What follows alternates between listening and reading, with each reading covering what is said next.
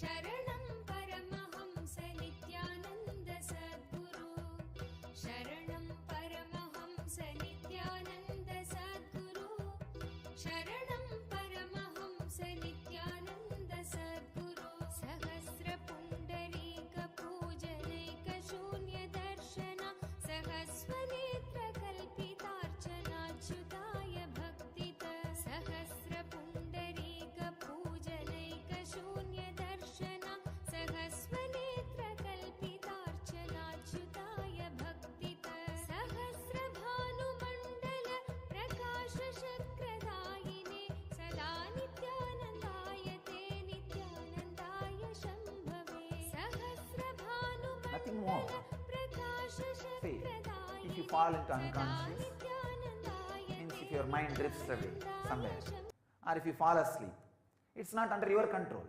Then don't worry about it. Don't have guilt. But as long as you have backbone to sit, as long as you have awareness to unclutch, do it. That's all. Nothing more. If he asks you to chant the Mahamantra, as long as your energy is there in the throat, as long as you can hum, do it. That's all. Nothing more. See, when you feel you can't do anymore, just your body falls, either falling asleep or your mind has drifted away somewhere, then nothing can be done. It's not under your control. So you are not asked to do things which is beyond your control. No.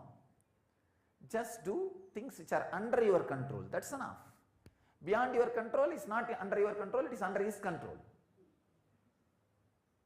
Whether it is handling your anger, handling your hunger, handling your fear, handling your greed, or handling your life, anything, as much as you can, with the clear intention of as much as you can. That's all. Nothing else. Nothing more. As long as you identify yourself with the higher reality, living around the Master is the ultimate celebration and liberation. But when you identify yourself with the lower realities other than the Master, the big problem is the intellect starts developing a very logical principles to go against the Master. I have seen during this scandal, people have started teaching Dharma to me. And people have started teaching morality to me, Dharma to me. What all they started teaching? I was shocked. And the poor, half unbaked ideas which they did not digest, which they picked up here and there, little bit from my own teachings, my own words, which they did not digest completely, trying to return to me. I thought, oh God, if these guys would have read my own teachings at least for this sake completely, intensely, by now they will not go through this kind of struggle and sufferings. And so much of effort to return few of bits and pieces of my own words, organized as they want and to me. And I really felt, even this principle which they are teaching me, if they hold on to it without hypocrisy, it can lead them to enlightenment. But poor fellows, they use that only as a weapon to hurt me, or trying to hurt me, but not using that as tool to work on themselves. Unfortunate ones. I tell you, it's with what you identify. If you identify yourself with a higher reality and intensity to experience higher reality, I tell you, being around the Master, living with the Master is the most fortunate thing on the planet Earth, because Master is the ultimate happening on the planet Earth.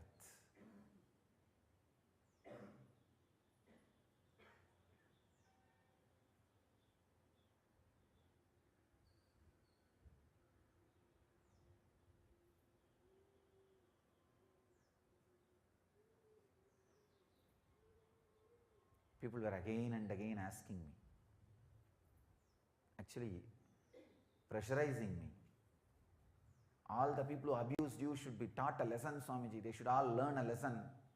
They should suffer. They should understand the wrong things they are doing or they have done. Tell them, relax. Cosmos is too intelligent. And still Cosmos is alive and on job. God has not retired. And he is on duty. I can say how in the swimming pools they put no lifeguard on duty. I can say still lifeguard is on duty in planet Earth. Continuously available. Only thing, the time you understand, time he understands has little difference. See, for me, there is so much of time. Life after life after life. Giving lessons. Cosmos does not need to be in a hurry. See, for you, you understand time as only 100 years, one lifespan. But for the cosmos, time is too big. And we have a lot of time. Let us attend the first things first, means giving living enlightenment to people first. See, two things. One, for human beings, time is, you look at the time as only 100 years. Second, taking revenge is one of the first priorities in your life. That is the way the mental setup is. But with the cosmos, two things. One, taking revenge is not first priority. It is last priority when you really don't have any time, not even revenge. Just let them understand what they have done. Even that is a last priority when you really don't have anything to do, when you are just cleaning your teeth with the toothpick. Oh, okay. Let them also understand what they have done. That's the last priority. Second thing, I have too much time in front of me. I simply know I am going to exist forever and ever and ever. And even if these fellows disappear somewhere and appear somewhere, it's all in my territory. Understand? It's all in the territory of the cosmos. And there is nothing need to be afraid. Relax. Just relax. And neither you need to have vengeance, nor you need to think they will never learn a lesson. Cosmos is still on duty, performing perfectly and doing what needs to be done clearly. And he is really interested in making people understand, giving lessons. It is happening. So,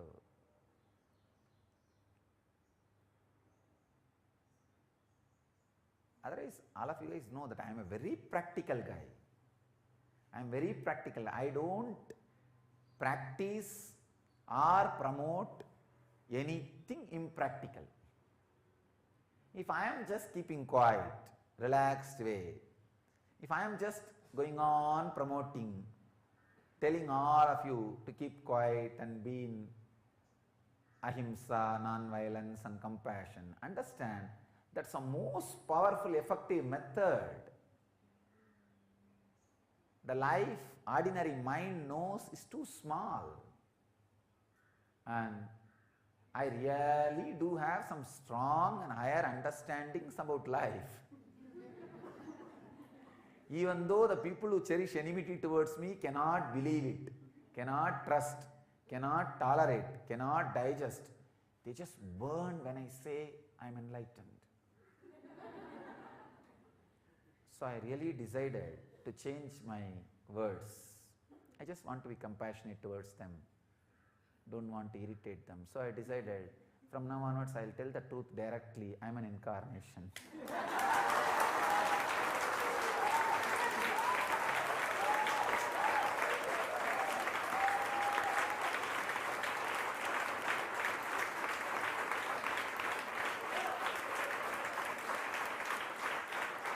Understand? The cosmos is intelligent, still on duty, and still it is doing its job. All you need to do is just do not have the pressure of vengeance inside your system. I am telling you really, just do not have the pressure of vengeance inside your system. See, everybody has right to say that they are great, but nobody has right to say he is not great or he is bad. Understand? This is the basic law of the cosmos. So you have right to preach your greatness. If you believe, you can believe it strongly, and you have right to preach the whole world your greatness. No problem. Cosmos actually helps you, supports you, makes you experience it, and fulfills you. But you have no right to tell somebody is bad or somebody is low, somebody is wrong. So I tell you, just hold on to this one principle. Nothing else is required. Even inside, secret heart, the deep heart, do not carry any vengeance, any anger. Just relax. You will see the fun. You will see the fun. After all, I am going to be here forever and ever. And naturally, all you guys who are feeling connected with me, you guys are also going to be with me forever and ever. So, let's all sit in Akshardham, means that non-perishable space, and watch the whole fun. So naturally you guys will tell, oh Swamiji, oh this is the guy, come on, come on. I'll tell it's okay. 3 janmas before he was playing, he was doing this same abusive things. I think now he understands, now he learned the lesson. Maybe a little bit of hard way of learning may happen to them, but everyone has to learn. Everyone has to learn. I tell you, all you need for living around the master is just a deep sympathy, love for everything. Just a deep sympathy and love for everything, an honest effort to do whatever you can, that's all, nothing else. See, many people come and tell me, having a deep guilt inside, Swamiji, I am able to unclutch only 10 minutes, then by the time my mind wanders away and I fall asleep. I tell them, that mind wandering away, are you falling asleep? Are you able to control? They say, no, we are not able to control. Then forget about it. It's not your mistake. Don't have any guilt. Don't carry any suffering. See, as long as you have awareness about your backbone, sit straight. As long as you have awareness about you, unclutch. When that is missing, it's not even under your control. Then don't bother. So, just 2 things. Deep sympathy for everything around you, including the poor master. And simple, honest intention to do whatever you can. That's all. Nothing more. So do not have guilt that you need to do something beyond what you can. No need. No need. See, it is master's responsibility to make the whole technique as doable and a whole process as working and making it happen in your life and in your standard, wherever, whatever, whichever level you are at. It's my job. It's not your job. Your job is only putting as much as you can, that's all, and nothing else. So, living with the Master is the ultimate fortune, blessing and fun. When you identify yourself with the higher reality, with Himself. But when you identify yourself with your lower realities, with your lower forms of existence, and feeling the anger towards the Master, naturally that is the worst suffering, suffocation. Because this example, if you understand, if you put a gold coin into mercury, the gold will just melt. If you look from the angle of mercury, mercury is expanding. Fun for mercury. If you look from the angle of gold coin, it is just getting dissolved, suffering, suffocation for the gold coin. Do you want to become the gold metal? You want to associate yourself with the metal or with mercury? See, till you come in touch with the mercury, if you associate yourself as gold, it's okay. But the moment you are touched by mercury, just jump to mercury. Because that is going to be there forever and ever and ever, not gold. It may be worthy in the outer world, worthy in the market, but it's not going to be eternal. So just jump to the mercury, feel connected with the higher reality, Master, which is going to exist forever and ever and ever. So, the fortunate ones, the chosen ones, not chosen by me, chosen by them. The people who are here to do living enlightenment process. I bless you all for happy, blissful living with the Master, which is living enlightenment process from today. Understand, it only starts, never ends. There is only one thing in the planet Earth which starts but never ends. That is living with the Master. It only starts, never ends. Because even after enlightenment, you are going to be just with the Master or be the Master.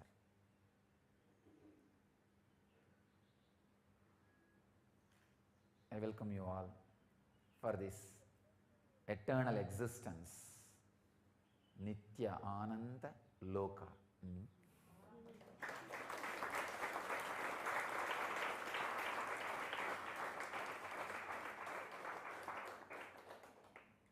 See, this Nityananda Puri is the dwara, gateway for the Nityananda Loka, the existence of the ultimate. Whoever enters experiences that highest form of existence, highest Loka. Bless you all. Let you all achieve and radiate enlightenment, achieve and radiate the eternal bliss, Nityananda. Thank you.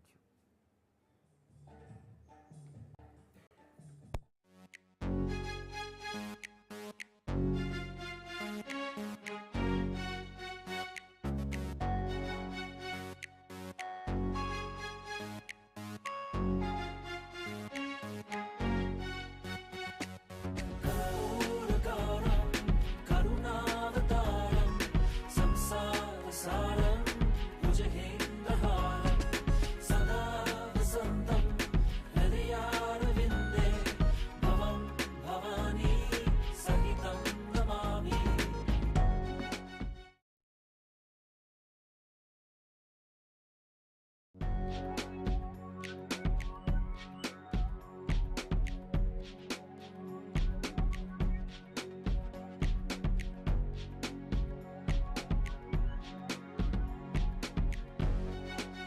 All that I taste, all that I smell, I offer to you, Swami Nityananda. Sadashivasamarambam Shankaracharya-madhyamam Asmadacharya-paryantam Vande Guru-paramparam.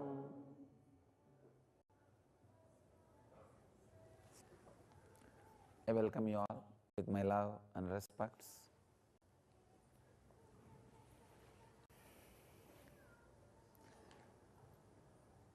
Today's subject is create your own destiny.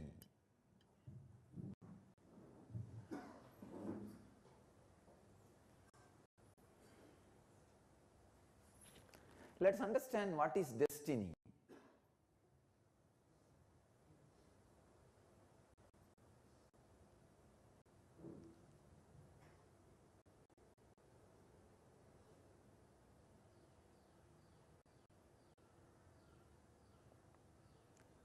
Sacrificing outermost things of your desires for the innermost things of your desires and seeing the innermost as reality day by day in your existence is destiny.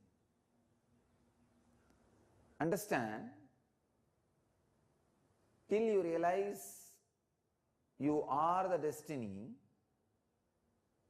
you are bound to think destiny as destination.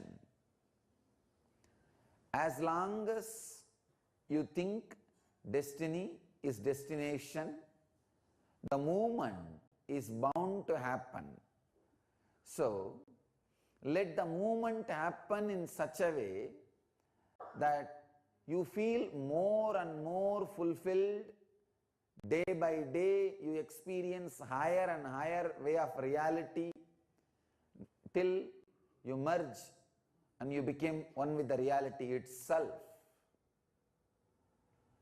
Giving up the deeper desires for the sake of superficial desires is distraction. Giving up the superficial desires for the deeper desires is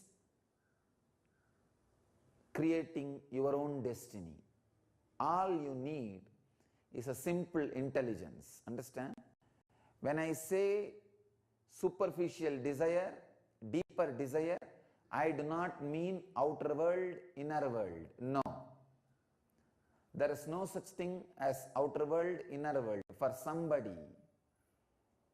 the success in the outer world may be the deepest desire than working on the inner world and transforming your consciousness. Then work in the line which you feel as the deepest desire. Whatever you think as deepest desire is closest to your heart. Please understand, there are so many people who achieved the outer world desires deeply, so deeply, just instantaneously, spontaneously they fell into enlightenment. Valmiki, he had everything in the outer world. Power. Power means power to do whatever he wants. He was a dacoit. And anything his logic conceives, there is no obstruction. He had health, intelligence, mental setup, something, whatever you need to fulfill what he thinks as right. So it was completely outer world, but that was his deepest desire. He had a complete fulfillment. Naturally, when he had the complete fulfillment in what is his deepest desire, suddenly he broke. A simple one knock, one touch from Narada, he broke and fell into enlightenment. Many masters, we have history, many masters, Arunagirinadar, so many who had worked intensely to fulfill what you call as outer world desires, but suddenly, overnight, one day, they fell into enlightenment. The spontaneous fulfillment, spontaneous experience of enlightenment.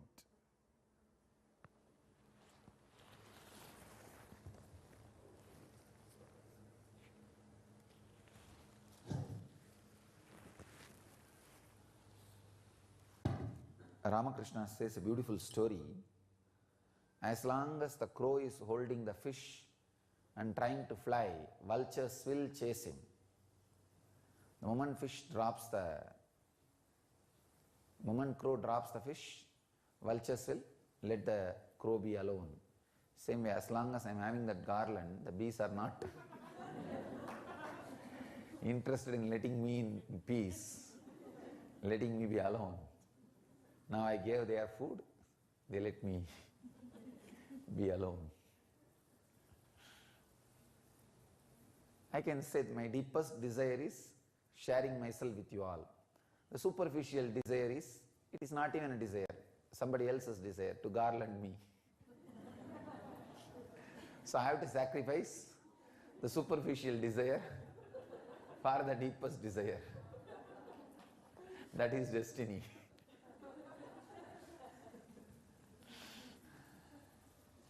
Anyhow, sacrificing the superficial desire for the deepest desire is creating your destiny, because whatever you do, the superficial desires can never give you fulfillment, but it can be a useless, unnecessary distraction. Too much paying for too small thing. For example, people around the world are just sitting and waiting for this message. And this is my destiny. This is my purpose. I heard just yesterday night, we have at least few thousand satsang centers in few hundred countries. We crossed. They are saying at least in 180 countries people are watching this satsangs continuously, regularly. So this is the higher purpose. I can't use the word desire, higher purpose. But this garland is superficial purpose. Maybe that is to see, my message is to satisfy millions of people. The garland is accepted to satisfy few people. So the higher destiny, the higher purpose is more important than the lower. Now the next question comes, how to find out which is my higher and which is my lower? Simple thing, your deep joy, desire, keep that as a scale, not anything else, not anybody's books, anybody's words, anybody's teachings. Just shut whatever you heard or seen outside you. Tell yourself no to whatever you hear or see and use it. I am seeing all around the world how people are corrupted in the outer world by the so-called fellows who are promoting outer world powers. Outer world powers, what? Money and so-called beauty and so-called power, position. All these outer world powers, they have a big lobby to go on promoting that. That's what I call devil's lobby. And you are constantly hypnotized by the devil's lobby. Sometimes, unfortunately, you project that devil's lobby ideas on enlightened master also. You think, oh, if I become enlightened, I will have a golden throne. Do not become enlightened for golden throne. Golden throne is too cheap. And if you become enlightened for golden throne, you are getting into wrong business for wrong reason. Or I can say right business for wrong reason. Anyhow, when the devil's lobby ideas are projected on enlightenment, again you get into big mess. So do not be lobbied by anything, either by the guys who are going on promoting the outer world power, or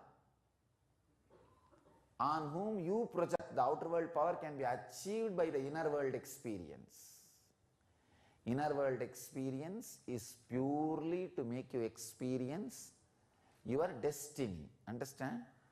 When you actually experience the inner world destiny, the outer world powers may follow you as a side effect. How when you walk, the dust flies. Same way when masters walk, wealth, power, everything just happens around.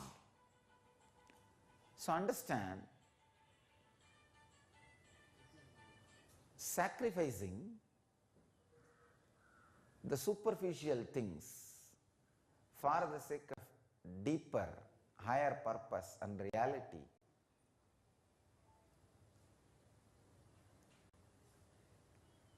and realizing destiny is not destination. As long as you think destiny is destination, still there is a conflict inside. Actually, I can give you the step-by-step exercise method. First sit. These are all the techniques which needs nitya, means internalizing. There are some techniques, internalizing is the first thing you need to do. There are some technique, direct practicing is the first thing you need to do. There are some technique, just remembering, just understanding, that's all you need to do, nothing else. So nityam dhyanam anandam. The techniques which you need to do, internalizing is nityam. Techniques which you need to do, meditating, practicing is dhyanam. Techniques you need to do, just understanding is anandam. But all three lead to all three. Even if you take up one intensely, it leads to all other two. All three leads to all three. Just sit and analyze what I think as the most attractive, deepest desire. If you think enlightenment is the most attractive, deepest desire, do not think second time to drop all the other superficial things. Same way, if you think creating wealth or having the political power or having the beauty is your deepest desire, do not think second time, do not bother second time, to drop, sacrifice all other things. Find out your priority. Find out your priorities. You can even make a list. Number one is this. But just because you have number one, it does not mean you should not have number two. You can have 2, 3, 4, but have clarity of number one. This is the first step. Second, do not have worry, hangover when you sacrifice the lower numbers for number one. So you may need to sacrifice number 12 for number 11. You may need to sacrifice number 11 for number 10. You may need to sacrifice number 10 for number 9. Do not have hangover. Understand, hangover is conflict. Hangover which happens in you when you give up the number 12 for number 11 or number 11 for number 9 is guilt. The hangover you carry when you sacrifice the superficial desires for deeper desires is guilt. So, no hangover. Make that as a clear instruction to yourself. Understand, hangover is just going round and round and round in the same road. You will not even understand you are not traveling towards your destiny. You are not creating your destiny. Hangover is the worst thing can happen to human consciousness. I am really seeing many people missed me just because of hangover, nothing else. They all know very clearly I have not done anything wrong to them. But poor guys, the hangover means when they sacrifice the lower desires for higher desires, the mind, which is a devil sitting on you, does not let go the lower number for higher number, does not let go the lower desires for higher desires. It just tries to play. I want this. I want this. Like monkey, whichever side it turns its eyes, it says, I want that. All right, if you have 10 hands, hold 10 things. But what about the 11th thing? He tries to hold between his legs. All right, the 12th thing in the mouth. All right, and 13th thing in the tail. All right, what about 14th thing? Then he tries to roll his body on the 14th thing, saying, I may not enjoy it now, but nobody else should enjoy, so that I can enjoy later on, after I enjoy whatever is in my mouth and tail. This hangover is the biggest problem. I am afraid of people who have hangover. There is a very beautiful verses by a great saint Manikya Vasagar. I can say there are few masters who just fill my inner space the moment I utter their name. He is from Tamil Nadu.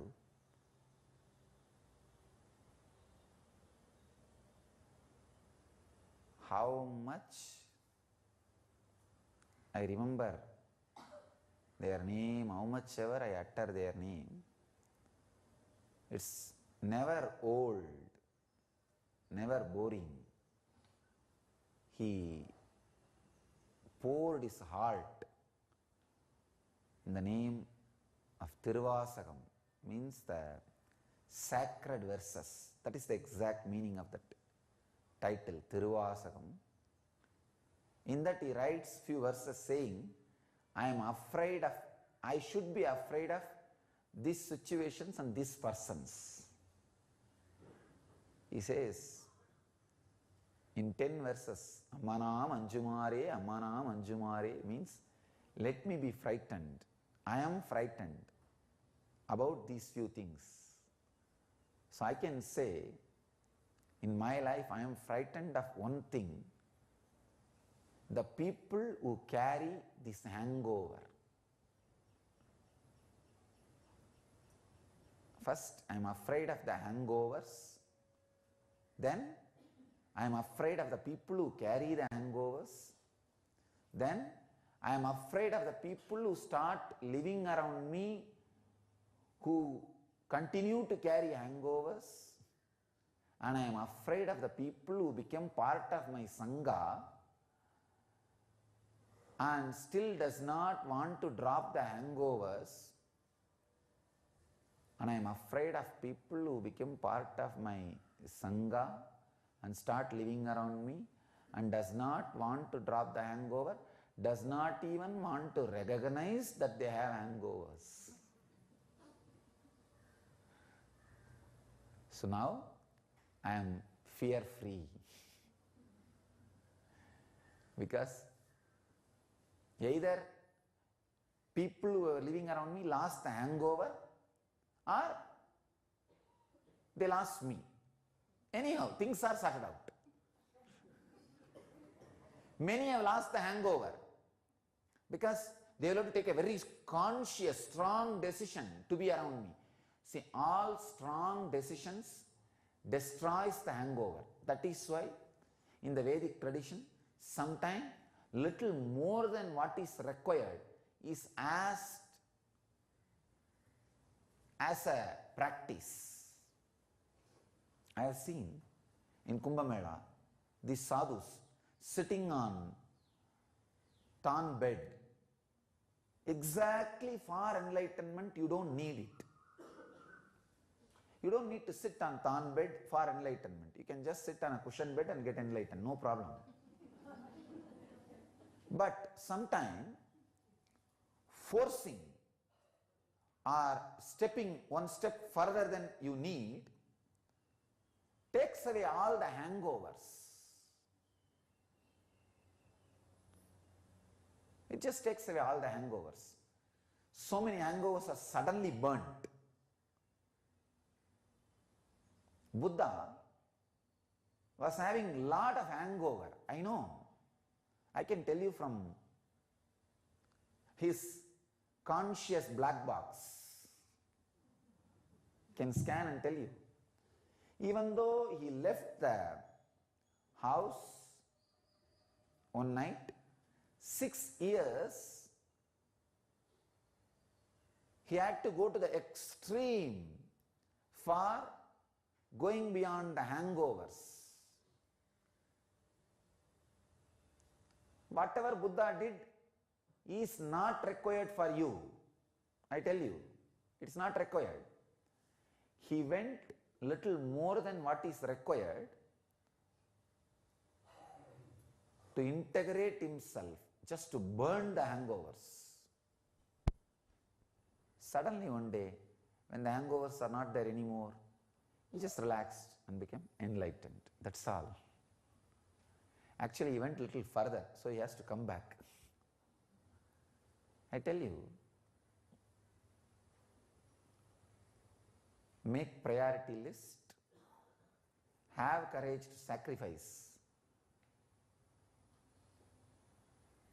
for the sake of deeper desires, the superficial desires. One more thing, an important thing. Today you will sacrifice number 12 for number 11.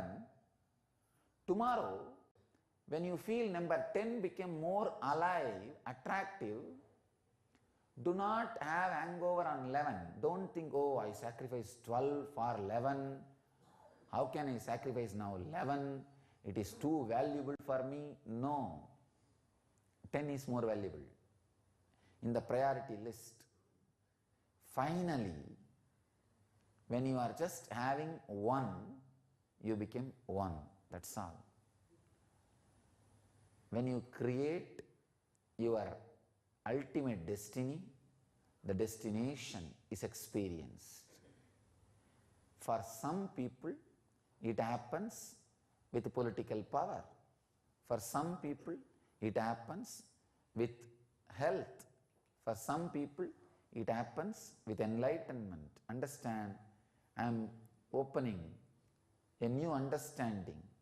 I am not saying the ultimate destination, becoming one with destiny, happens only by sitting closed eyes. No. I am life affirmative. I am telling you the truth as it is.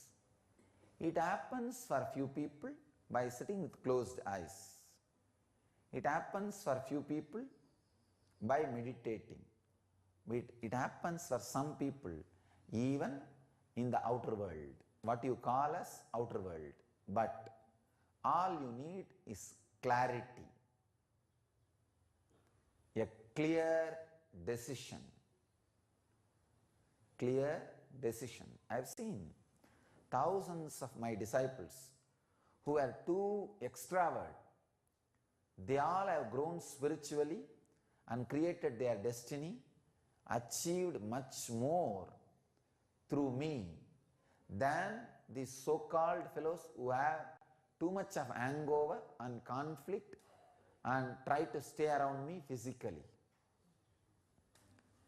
These guys who had too much hangover and tried to stay around me physically not only harmed themselves, harmed me also, or tried to harm me. Could not harm me, tried to harm me. So hangover, but one first thing is this: when you have a hangover and unable to make decisions, you need a big jolt, means strong shake in your life. The way in which you exist now, the way where you stay, the job you do, the money you earn and the security you have, everything should be shaken from the root. Then suddenly many hangovers will drop. I saw during this scandal, many people who are not interested in sannyas, enlightenment, living around me, just they took the jump and decided, oh, Swamiji is my destination, now I know. Swamiji is my higher destination. He is my top priority than other priorities. Enlightenment is my first priority. So these guys, this shaking has taught them the lesson. Now they know what is their destiny. And I tell you, whoever took the jump for my side, Swami, enlightenment, living around me, during this scandal, they will all surely achieve enlightenment. I simply know. Because the shaking time, the decisions you make, makes you very clearly, drops all the other hangovers.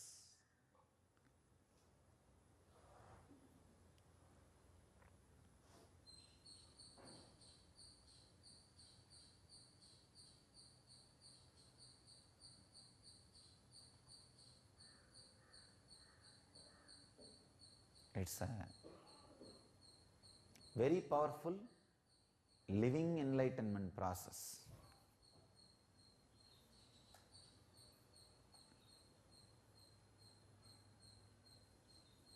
The very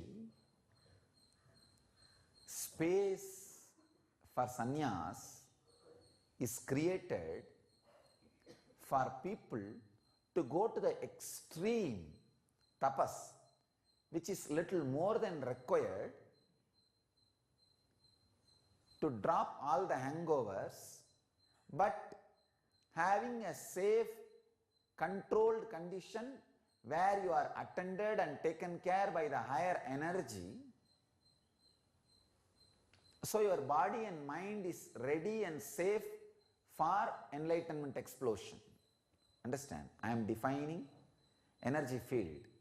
Energy field is a place which is created by a person who radiates the highest energy for people to experiment and go to the extreme steps of enlightenment process to find out their higher destiny and destination, dropping the lower desires, taking the extreme steps, few, even though not required, directly for enlightenment, but for the sake of dropping all the hangovers, but where you are protected with love and care.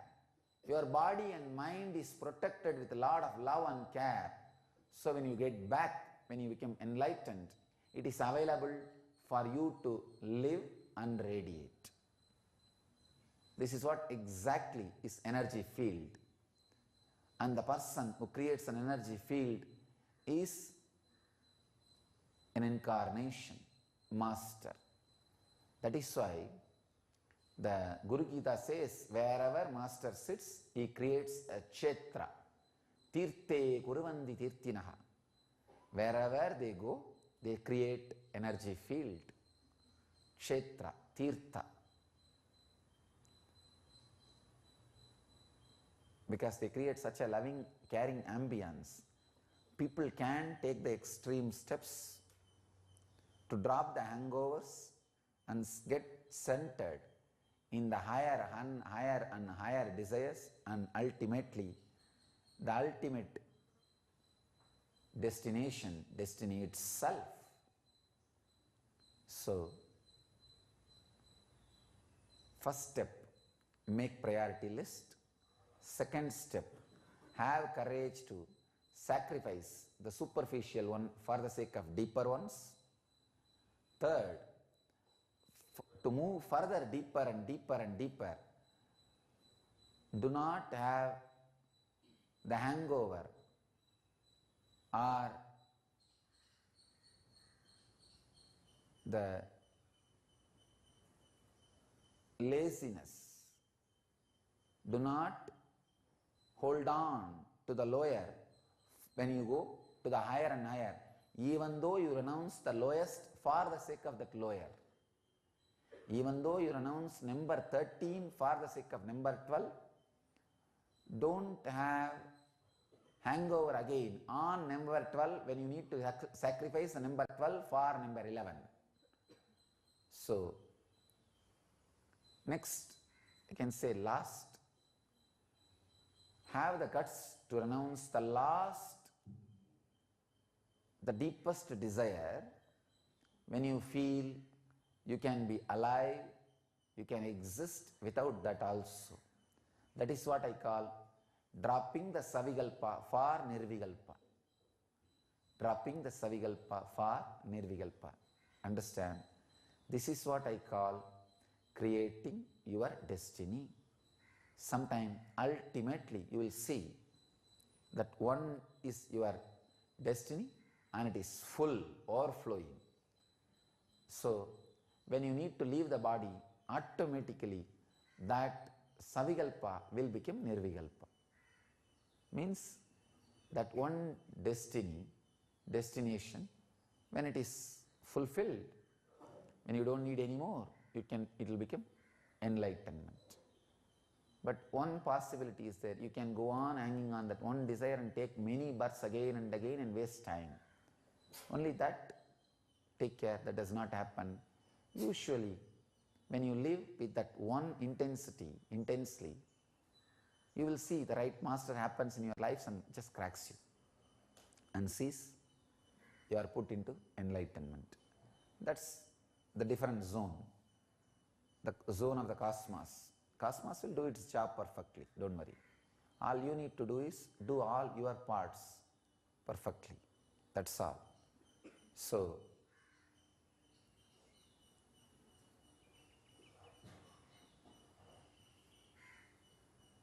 if you have one desire, that does not mean you should not have second, third, fourth. But when you need to give up for the sake of the third desire, if you need to give up the fourth desire for the sake of third desire, don't have the hangover to drop. That's all I am saying. Just start winding up like this step by step. See, if you can have both without conflict, no problem. Then it is, you don't even need to list it. But when you need to choose, go for the deeper desires and drop the superficial ones. I tell you, dropping the superficial ones without having hangover means going back to your original consciousness, original state of being.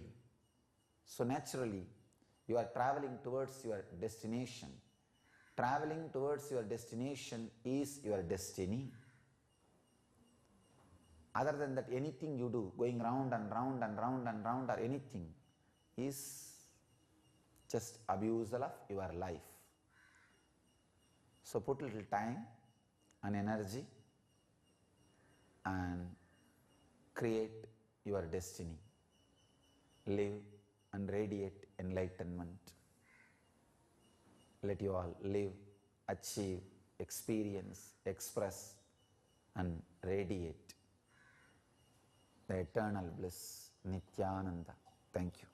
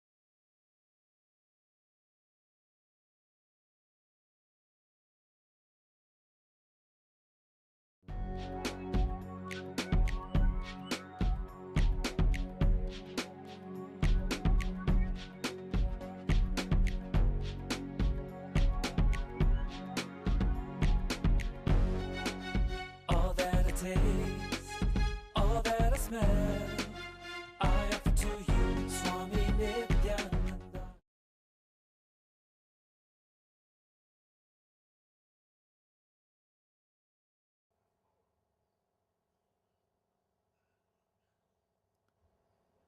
Sadashiva-samarambam Shankaracharya-madhyamam Asmadacharya-paryantam Vande Guru-paramparam.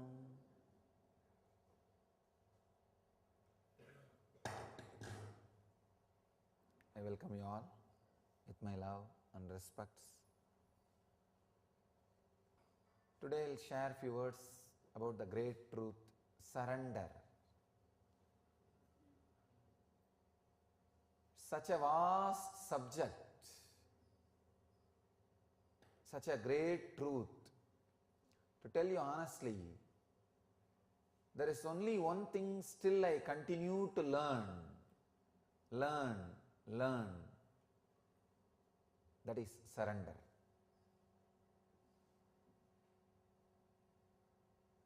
There is one thing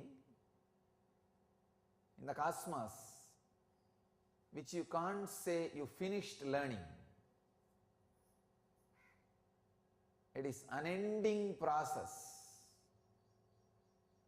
As I always say that enlightenment is final but not ultimate. Sorry, it's ultimate but not final. It's ultimate but not final, constantly happening. Surrender is ultimate but not final. When you surrender, the different qualities of the cosmos starts expressing in you. So after some time, if you think you become very intelligent, you can analyze the cosmos and you start holding the intellect or your understanding about life or everything. If you just hold, then from that moment surrender stops. The expansion stops. Again, because you are stuck, sometime the cosmos will give you a strong blow again. When it gives a blow, when you don't have anything to look out, there is no solution in the outer world, then you look in again. Again, cosmos is sitting there, smiling, come back, welcome back. Then you will see, you melt. The surrender starts happening again, and the highest possible intelligence and the different qualities of the cosmos starts happening again in you. And ultimate but not final, as I said. The ultimate again and again and again happens in the higher and higher dimensions. I tell you, this is the same story exactly gets repeated with masters. People come surrender, they experience the beautiful, intense period of ecstasy and expansion. Suddenly, after a certain intellectual, emotional, being level expansion, unfortunately their intellect starts judging the very source to which they surrendered and the expansion happened. They start judging the master. And when they start judging means they are stuck with that expansion. Means the moment they lift the surrender, they hold the life, they remove the surrender, then the expansion, growth stops. They are just stuck. It's almost like having bridge which can be lifted to the other shore. First they make a bridge, that is what is surrender. Then from the master's side, so much of intelligence, energy, compassion, expansion, everything is sent to the disciple's side. When disciple receives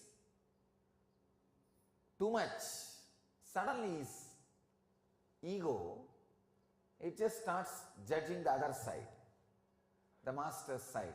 The moment you judge, the bridge of surrender is lifted. No more transportation is possible. No more receiving gifts is possible. You are stuck.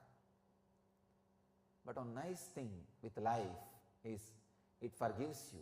It waits for you. Even though you are stuck, when the sufferings happen in your life, understand, when you are stuck, whatever suffering is given to you is just a reminder.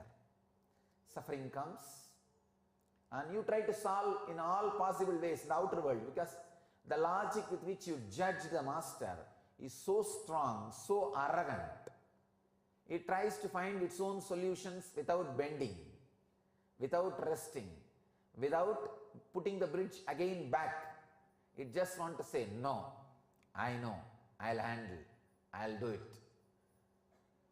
But Cosmos is so compassionate, it gives you such a strong sufferings which can never be answered, solved by the outer solutions. Then no other way, with a lot of reluctance, slowly you lower the bridge again. The other side, he is just sitting with a smile and waiting for your bridge to land, and he says, okay, come on, let's start the work again. Where we left, 7th lesson, start the 8th. And again the energy, expansion, ecstasy, everything starts flowing towards the bridge, through the bridge towards you, and next level of happening starts happening. Unfortunately, sometimes the disciple's side, it takes even few janmas, few births to lower the bridge, to put the bridge again.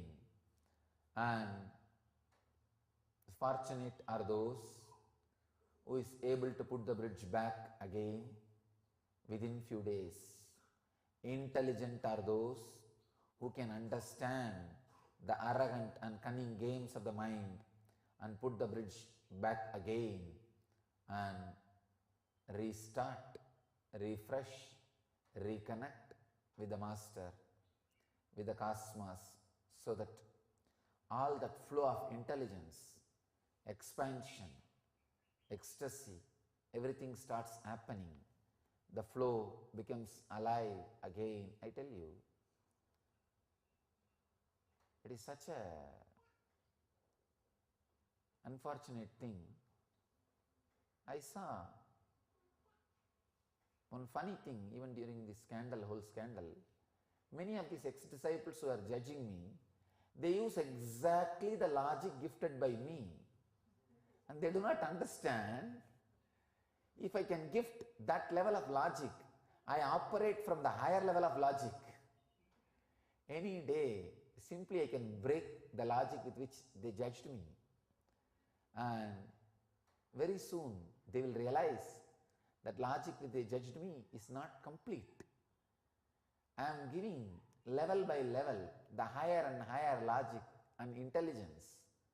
Poor fellows, When they think they can judge me, the bridge is lifted and the expansion is stopped and growth is completely destroyed. I tell you, fortunate are those who come back, put the bridge again quickly and start the process. Unfortunate are those who may need to wait for births and births and births, and most unfortunate are those who will wait for births, and when they put the bridge again, the master will not be sitting there with the body, he will be without the body, he will be in the form of the formlessness, the cosmos. Then the process and the work, whole thing becomes too difficult. The difficulty becomes more. It's like trying to work with deities without having physical master. It's possible, but needs so much of intensity, takes so much of time, needs so much of tapas, means effort from your side. So naturally, the process is delayed and time is getting wasted. Again and again and again, the same cycle, same rut, people are stuck. I tell you, surrender is the one thing, even an incarnation goes on learning. There is no end. Nobody can say, I surrendered. No, I am surrendering.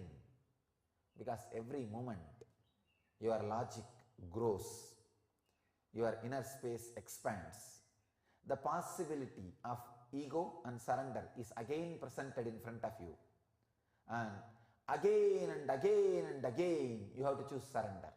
When you choose surrender, again one more step of expansion. A new logic is gifted to you. When that logic is gifted, when you look at the life with that logic, that energy, again the choice is given. Two roads, surrender, ego. Again you have to pick up the surrender. So every moment, again and again and again, you are given the choice. That is why I tell you, surrender is one thing. You can never say you learnt it or you did it. It has to be an happening, continuous happening. I tell you, the one lesson which even now, still now, I go on learning is surrender. So, I bless you all. Let all of us continue to learn this lesson. This is the one lesson no master can say, I learnt, I am here to teach. No. I have learnt the higher parts of it, so I can share whatever I learnt with you. So it is a constant learning process. It is the ultimate happening, which nobody can say, I learnt it. Please understand, whenever you learnt some process, you have become master of that process. Surrender is the only process. Nobody can become master of it. Only that process can continue to be master of it. You will be continuously learning. Please understand, any process, if you have learnt it, you have become better than, more than that process. But surrender is a process which you can't become master, or which you can't say you learnt it. It is learning. Only in surrender, the process is the master. Nobody else can be the master. Even the cosmos is lower than surrender, because even cosmos continues to expand because it has surrendered to itself, its very core, life. Cosmos has surrendered to one of its greatest dimension, life. That is why constant expansion is happening even in the cosmos. The moment cosmos judges the happening of life, the surrender bridge is lifted and cosmos will start shrinking. The expansion will stop happening. That's what we call pralaya. demolition or destruction, then again even the cosmos learns the lesson. Oh, I missed it. Let's put the bridge back. When the bridge is put back with the life source, with the surrender, Garbha, again the life starts happening. Expansion happens. I tell you, nothing can say, I learned to surrender, because it is an happening. It is an happening. It is a constant happening. So, let us all learn surrender, learn surrender, learn surrender, and radiate enlightenment. Let you all achieve, experience, express, live and radiate the eternal bliss, Nityananda. Thank you.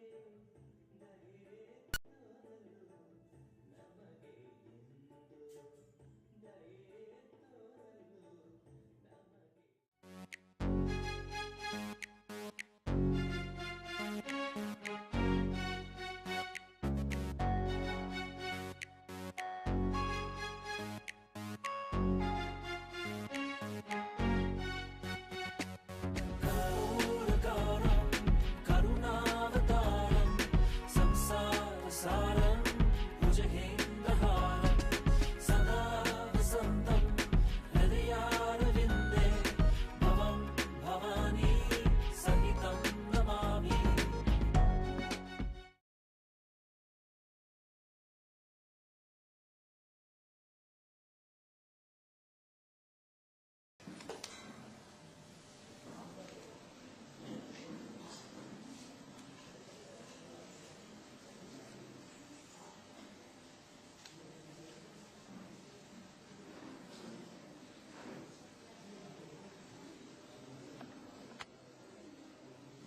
Welcome you all, my love, blessed ones.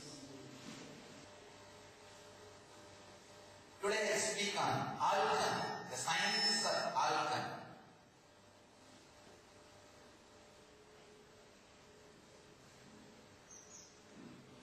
In India, all possible methods and technologies have been used to awaken the Kundalini Shakti, the potential energy of human beings. In the modern terms, the non-mechanical parts of the brain. Please understand, mechanical parts of the brain are responsible for your breathing, your blood flow, normal body functions, like a liver functioning, simple body functions. But the mechanical parts of the brain are only very small part in your brain. There is a huge part, non-mechanical parts of the brain, which is not awakened in normal human beings. In India, different traditions have tried to awaken those non-mechanical parts of the human brain for various reasons, to have extraordinary powers, to have union with cosmos, to have the ultimate enlightenment itself. There are some traditions which used the breathing exercises for enlightenment. There are some traditions which used bending the body, yogasanas, for enlightenment. There are some traditions which use creating right understanding and ideas for enlightenment.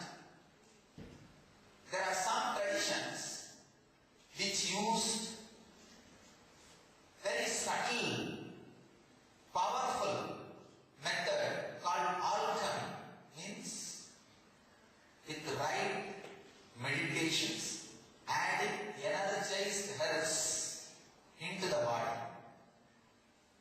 It is called Siddha tradition. In South India, especially in Tamil Nadu, this Siddha tradition was very popular. They made disciple to do particular meditation and pranayama techniques and add particular herbs into their system. When the herbs are added with meditation, it awakens the non-mechanical parts of the brain. Patanjali very beautifully describes Mani, Mantra, Aushadha. These are the three different methods of achieving extraordinary powers and enlightenment itself. Aushadha means the right herbs, energized words, different ways in your system. It heals, awakens different extraordinary energies and leads you to enlightenment itself. You will be surprised. There are herbs energized and given by enlightened being can lead to enlightenment just instantaneously. Because the master, whenever he initiates, he literally gives enlightenment to you for that moment. Unfortunately, your brain and the system is not intelligent enough to hold that energy forever. So it just loses. It's almost like a water poured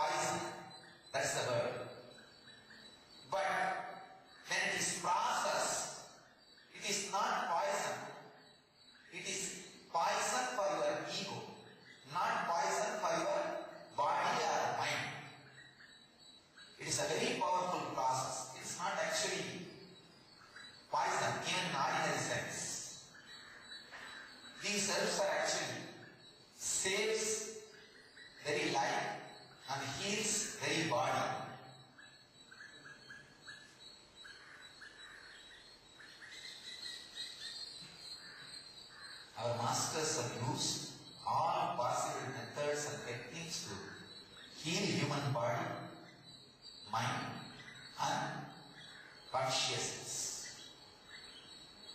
This Navapashana and these unique herbs are specially created in the planet Earth.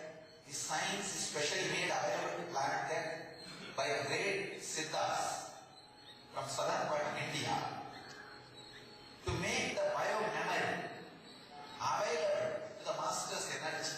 See, when your body opens itself to the master's energy, first instant healing, spontaneous healing, quantum healing, that's the first step.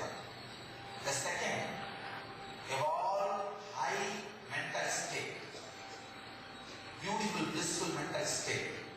Third, body and mind which is ready for enlightenment. So naturally master can him, just like that he can share it. It's a very rare science for the Navapashana to happen. Three things has to happen. One, the right stubborn person who is in the field of construction of traditional architecture, traditional deities, traditional temples. Second, the person who is master of the science of herbs, who knows where it is available, where you can get it and collect and do the process. Third, an enlightened being who can put energy into it. It's a very rare happened 2000 years before once in a place called Pazhani in Tamil Nadu. A great Siddha, Bogar, he was master of all these three. He was an architect, means the traditional stubborn who can build deities and who knows the science of herbs because he had a lot of associates, disciples who are from different tribes, tribal people. So he was able to collect all those medicines and herbs. And third, he himself is an enlightened Siddha, Mahapurusha. Unfortunately, for the last 2000 years, all three combination happened was almost impossible, never happened. By the divine grace, after 2000 years, maybe 2 years before, again, all the three fell in place properly. Maybe the world wants once more the science of Siddha tradition be made available to the world. Cosmos wants the science of this Siddha tradition made available to the humanity for the sake of physical, mental and spiritual healing. And we had the fortune of being a space where that can happen. We had right stability and person who knows the science of creating deities and temples. Our Sthabati who built this temple is the Sthabati who built the largest temple tower in India, means the whole world. The Srirangam temple tower, largest traditional temple tower is Srirangam temple tower, is the Sthabati who built that. Not only he knows building the deities, the science of creating deities and temples, he knows the science of these herbs and has had right contacts, right people to collect, to cure herbs, and he also had some more contacts to collect the right herbs. Unfortunately, the architectural excellence, intelligence of Sthabati, and this and some other people's knowledge about the herbs and my presence, energy, all three fell in place beautifully. What has happened is Ananda Lingam in our ashram in Vaidya Sarovar. That's not a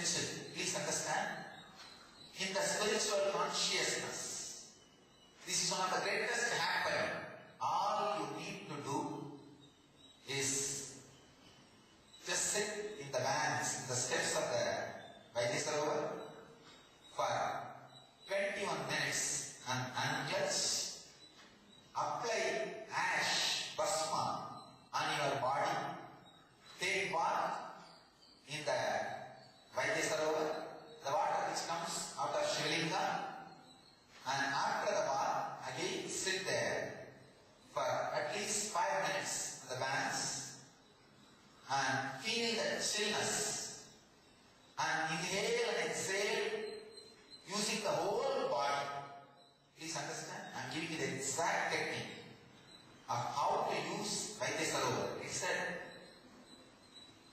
spiritual energy field. How to use it completely for the optimum benefit. First, sit on the mats and unclench for 21 minutes.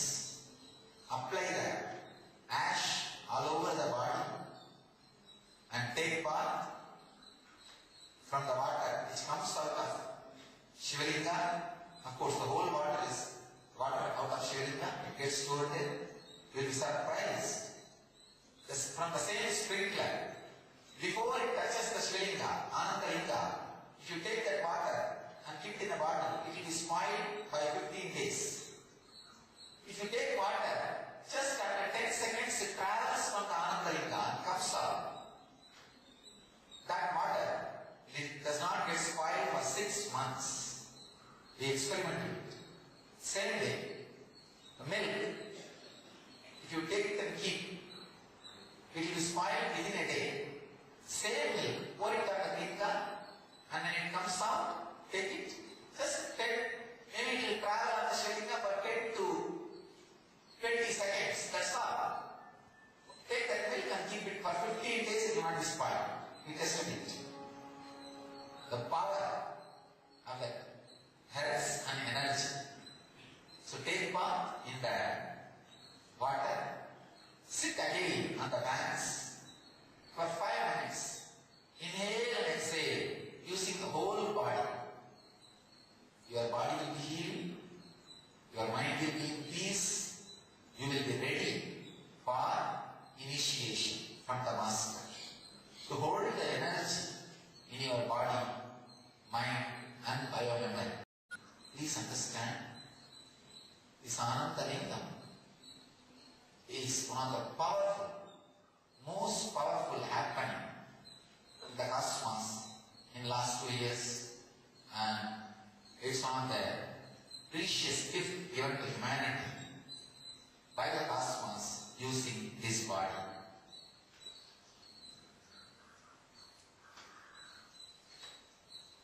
You can say thousands of healing miracles happened to the people who took part in the Vaidya Sarovar, and thousands of spiritual experiences for the people who took part and meditated on the banks of the Vaidya Sarovar,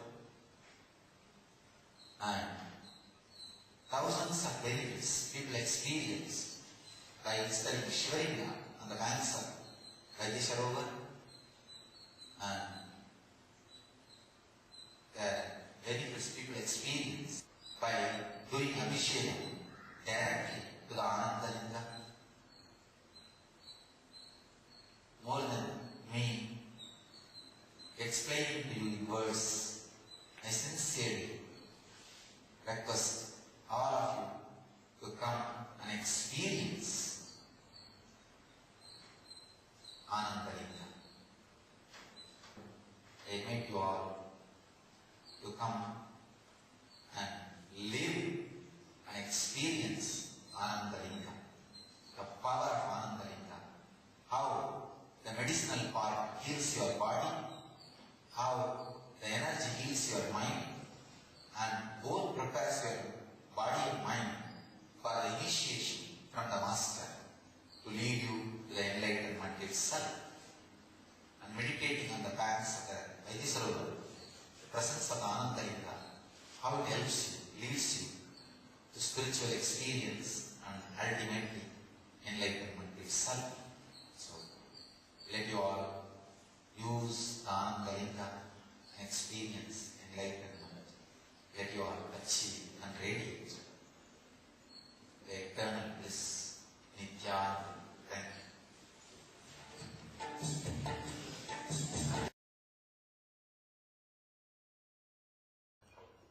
Sadashivasamarambham Shankaracharya-madhyamam Asmadacharya-paryantam Vande Guru-paramparam.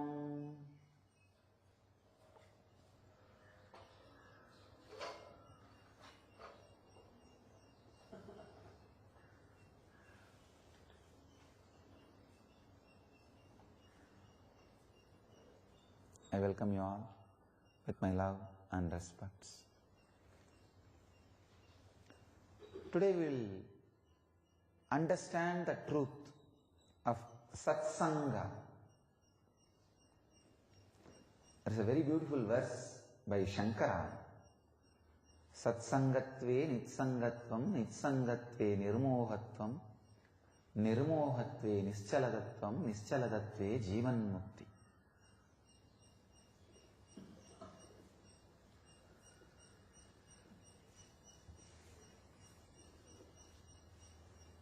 Satsanga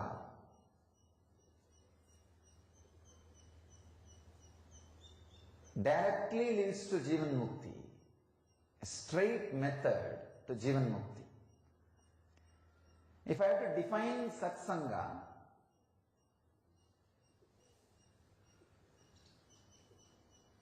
I can define in three ways.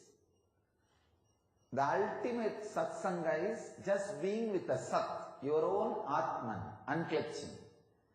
Be unclutched and be with your Atman. Be with your Sat. That is the first level, ultimate Satsanga.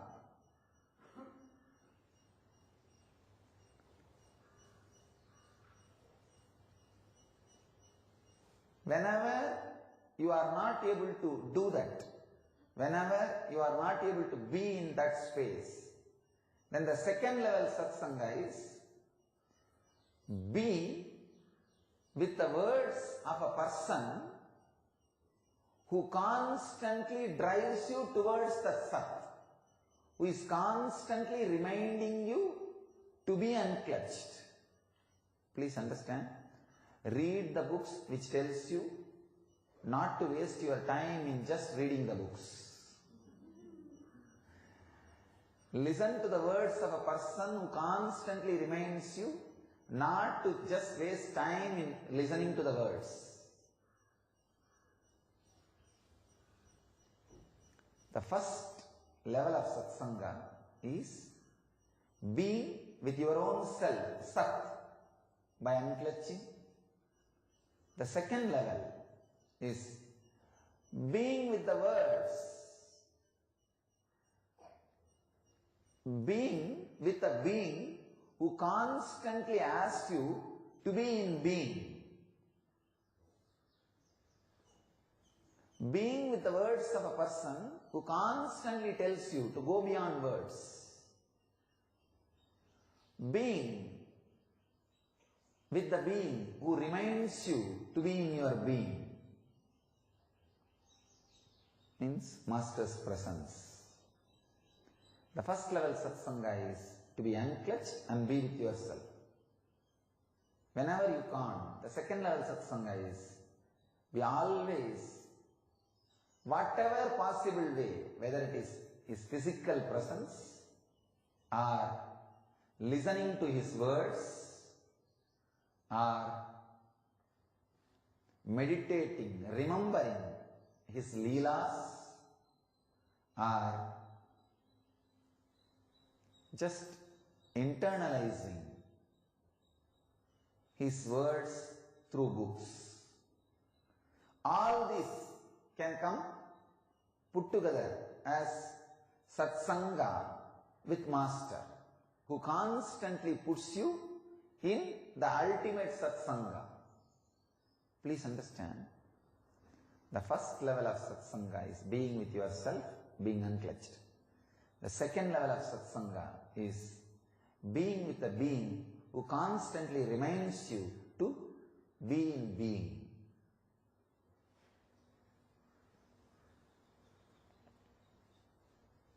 There is a beautiful example used in Vedanta. It's called Pramarakita Nyaya. A bee will pick up a worm, put it in small mud shell made by it, and constantly sit on the gate of the mud shell and create the sound, the Brahmi sound. That is why the Mahamantra Dhyana is called as Brahmi Dhyana. The original Sanskrit word for the meditation is Brahmi. But in Pali, in Buddhism, it became Mahamantra. In Sanskrit, in the Tantra tradition, it's called Brahmi Dhyana. Just intensely humming. Brahmi means bee. Just like bee, because you create sound, it's called Brahmi Dhyana. That bee sits in the edge, corner, gateway of that small mud shell and starts creating intense sound.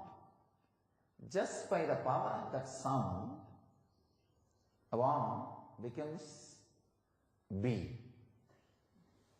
Same way, the hen sits on the egg. Just by the physical heat, presence of the hen, egg becomes chicken. Just if a hen sits on the egg, the breathing space, the breathing energy, the prana sarira's heat, just that makes the egg into chicken.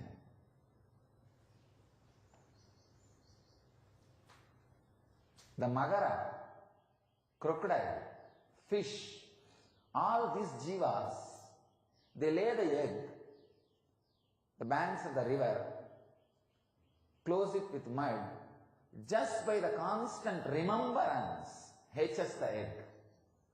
Please understand. The Brahmi, bee, makes worm into bee by the sound, teachings. The hen makes the egg into chicken by the physical presence, touch, initiation. Keeping in the breathing space and initiation, the physical touch.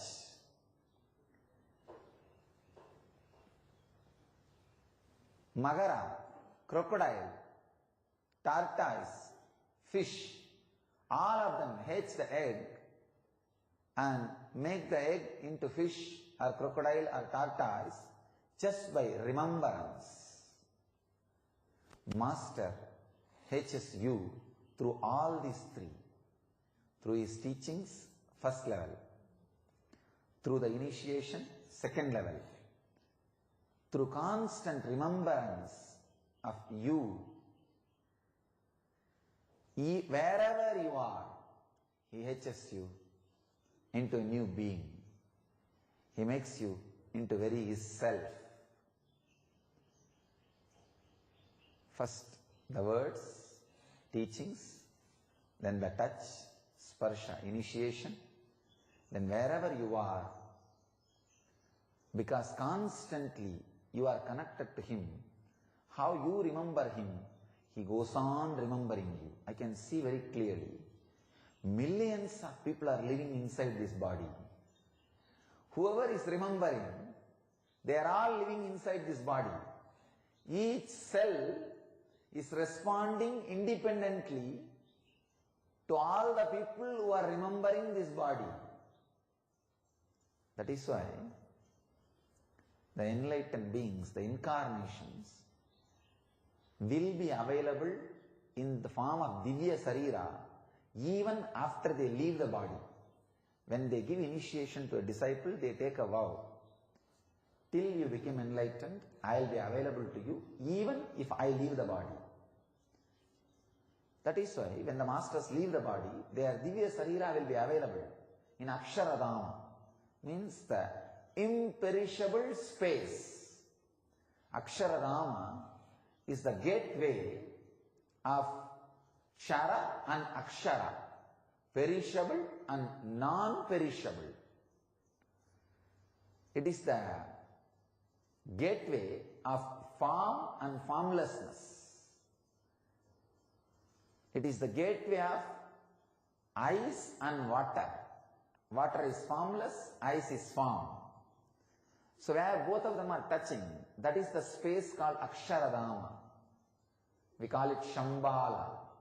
All enlightened beings, all incarnations, till all their disciples achieve enlightenment, reside in Aksharadama, in the form of Divya Sarira.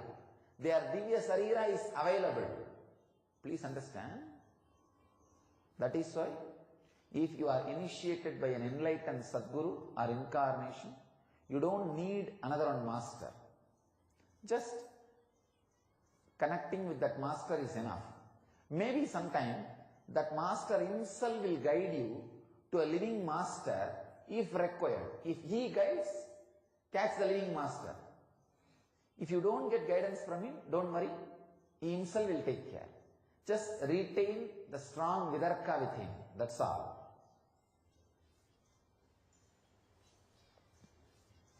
As long as the disciples are liberated, they will be available in Aksharadhama.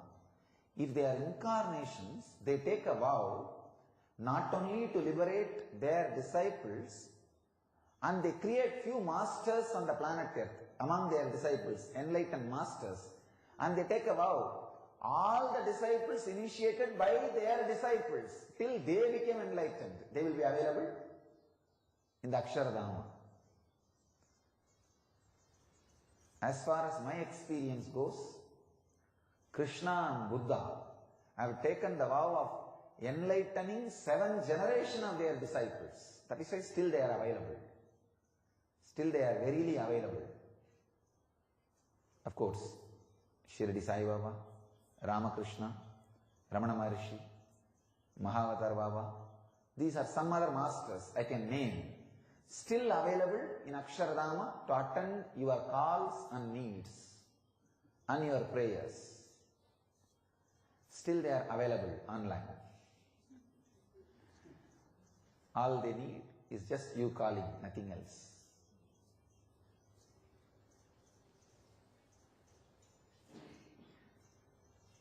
The power of satsanga is so strong, it just makes you sat. Please understand, whatever you remember, whatever you hear becomes part of you, even if you try to avoid. That is why Ramakrishna again and again says, during that spiritual growth time, don't try to have the heroism of going and attacking or spending time with negative people and trying to justify, trying to fight with them and change their opinion. Don't do. Just don't listen.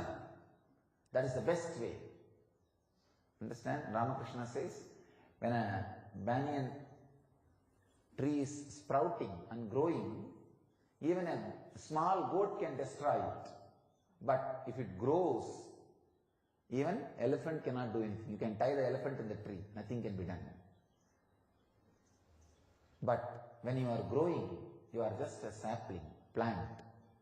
A small goat can come and spend half an hour with you and destroy your growth. Don't allow that to happen. Don't think, no, I'll face him, I'll change his logic. No. Negativity is sometimes more appealing to you than positive experience, because 80% of you is still in unconscious. I could see during this scandal so many wonderful disciples, possibility of getting enlightened.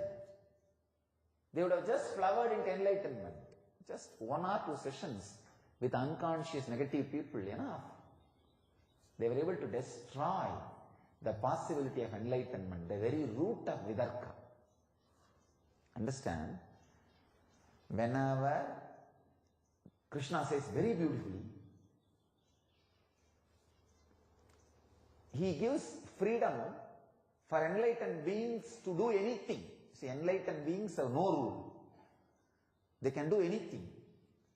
But he puts one restriction on enlightened beings. They have no right to destroy anybody's faith on anything, even if it is low, dull, muda. He says, very word, even it is a foolish faith. If somebody has a faith on a small stone, the corner of the village, and does puja to that everything, or sacrifices goat, from the viewpoint of an enlightened being, it is very third rate. How can God ask for his own child, a goat? How can animal sacrifice be allowed? It's such a foolishness. I should destroy his faith. Krishna says no. He says no. even if it is very low level form of faith, you have no right to destroy it. He says, through that they will come step by step, higher and higher, will reach me. Even if it is a mood of the foolishness, superstitious worship, because of their attitude of worshipping, I myself accept that worship in different forms, the names in which they are calling me. That is why Ramakrishna, even after becoming enlightened, realizing his avataric mission, establishing a group of sannyas disciples, he says, I know I cannot accept animal sacrifice, but I will not stop the animal sacrifice in Kali temple, where he is a priest, he is a chief priest and he is the practically owner.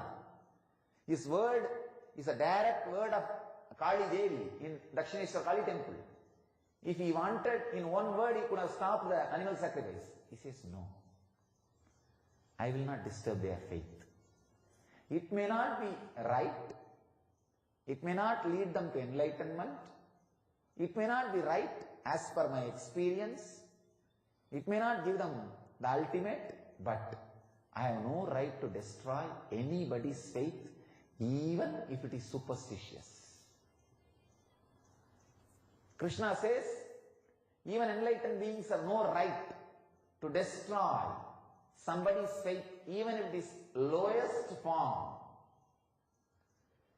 Even if enlightened beings have no right to destroy the lowest form of a faith, what right the lowest fellows have to destroy the faith on enlightened beings? They do not know in what kind of mess they are getting into. Destroying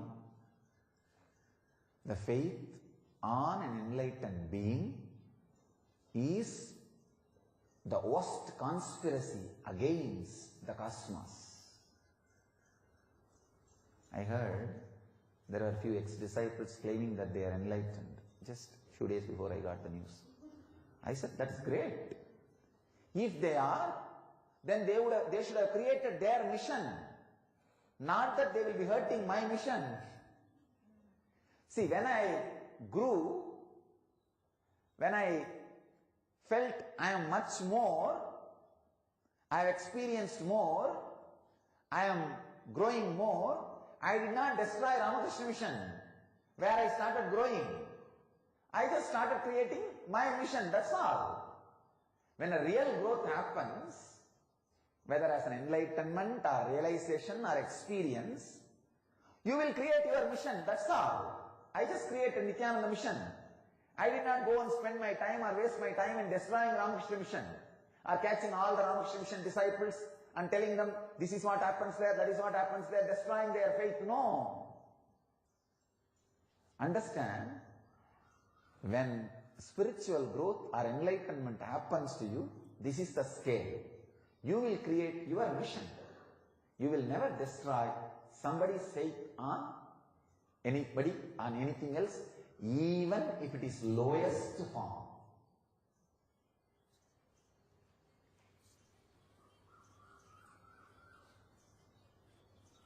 Destroying somebody's faith on Brahmajnana or anything which leads towards the Brahmajnana is Brahmahadya dosha.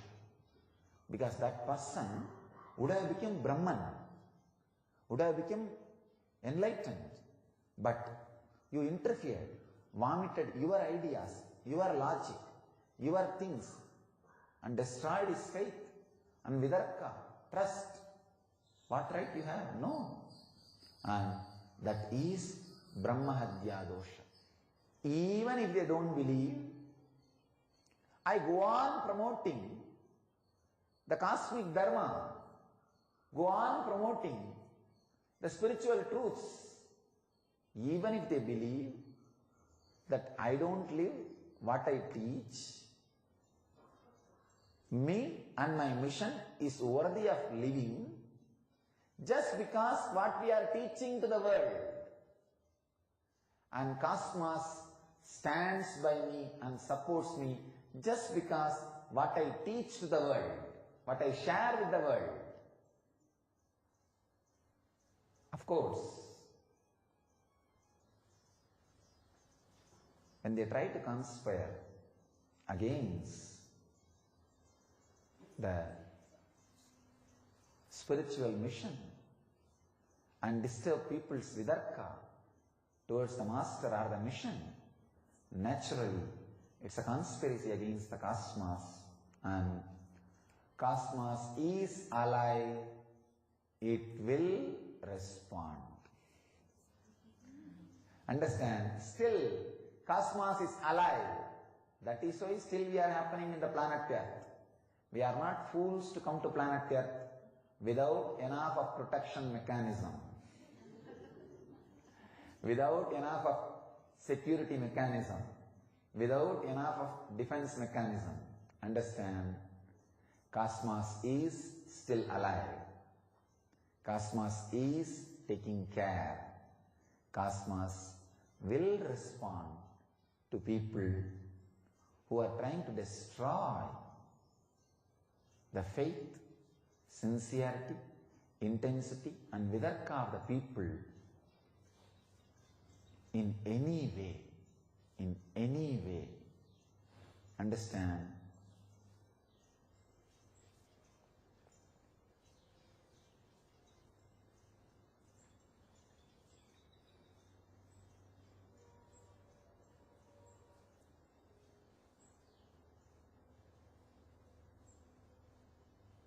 Sometimes people come and tell me, Swamiji, when you were raising the flag, there was a Garuda bird which was there flying and blessing, swans were there.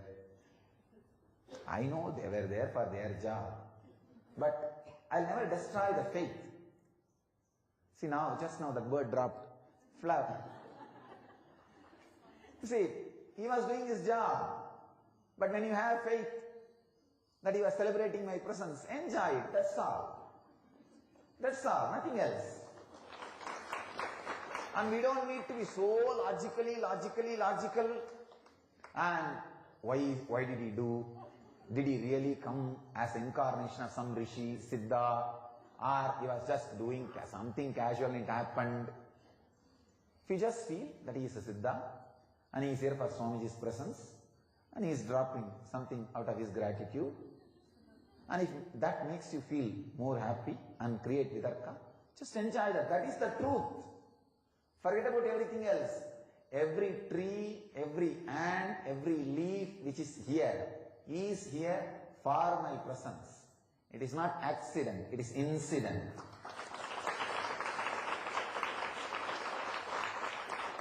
Once, Ramanuja, after staying so many days in Tirupati, Tirumala, on the hills, gets ready for his pilgrimage, packs his bags and food, walks all the way, full day.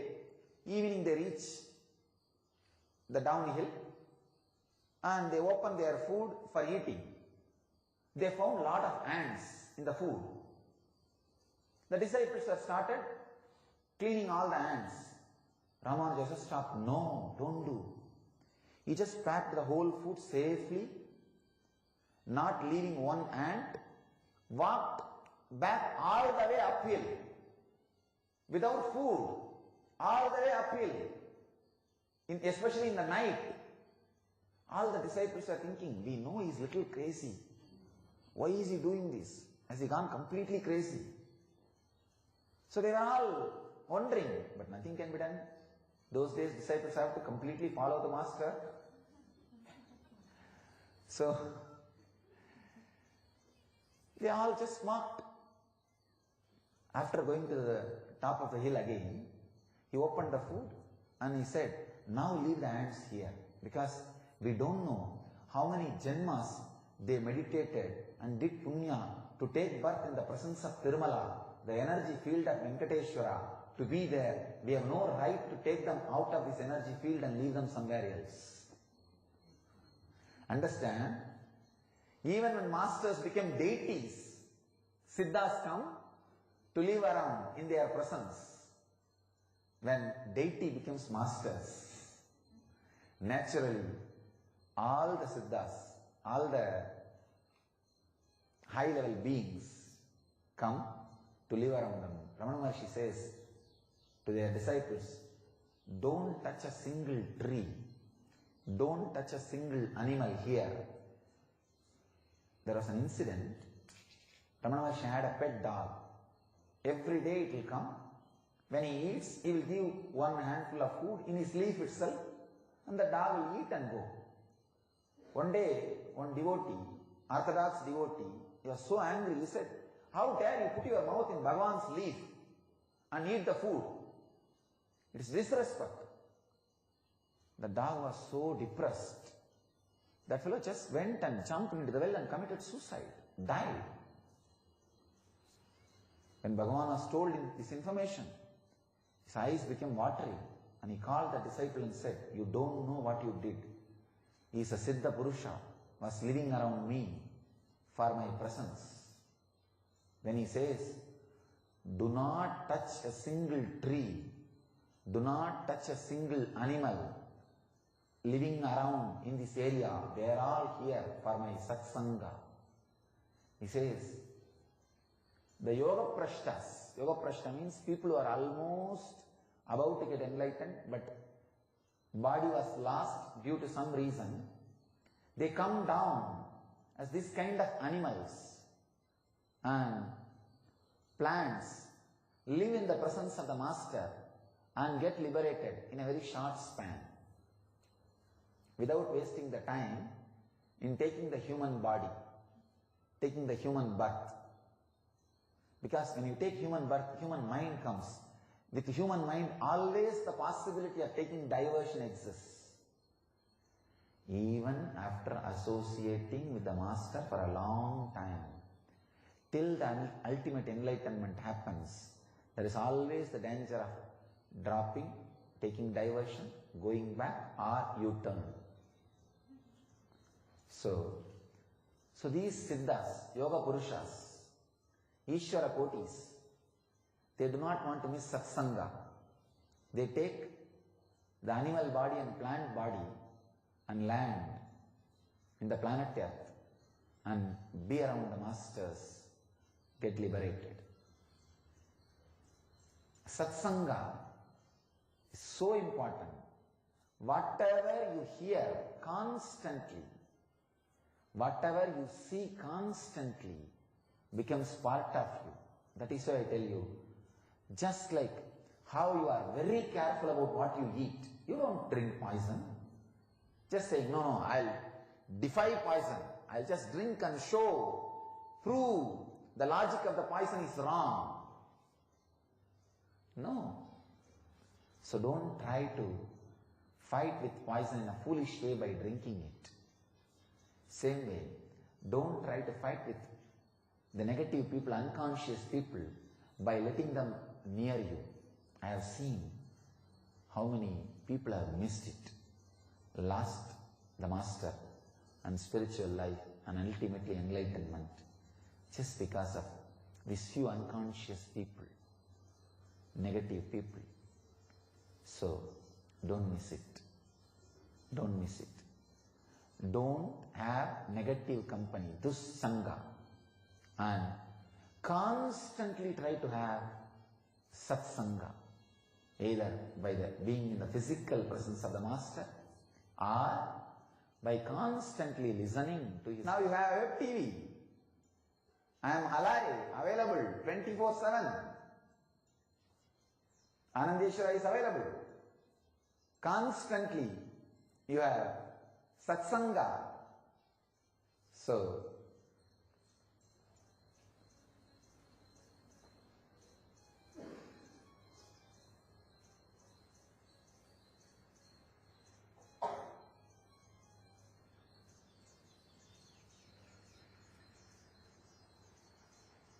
have satsanga in your life. You will achieve Jivan Mukti. That is the essence I wanted to share with you all. Let you all have satsanga Now you can have satsanga from wherever you are. The web TV is available. Discourses are available in YouTube continuously.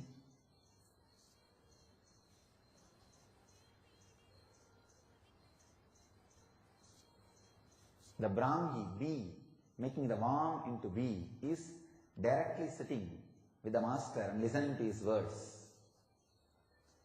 Hen, sitting on the egg and hatching the egg and making the chicken, is master directly working on you, doing the process. Living enlightenment process or inner awakening, doing this process. Master remembering you and you remembering him, like a fish and tortoise remembering the eggs and hatching. That is what is e-satsanga through web TV. Web TV does the job of fish and tortoise. How they hatch the egg, the same thing is done through the web TV. So constantly be in the satsanga. You will remember me, I will remember you. You will become enlightened. Let you all have satsanga achieve and radiate enlightenment. Let you all have achieve, experience, express, live, radiate the eternal bliss, Nityananda. Thank you. Shankaracharya Madhyamam Asmadacharya Paryantam Vande Guru Paramparam.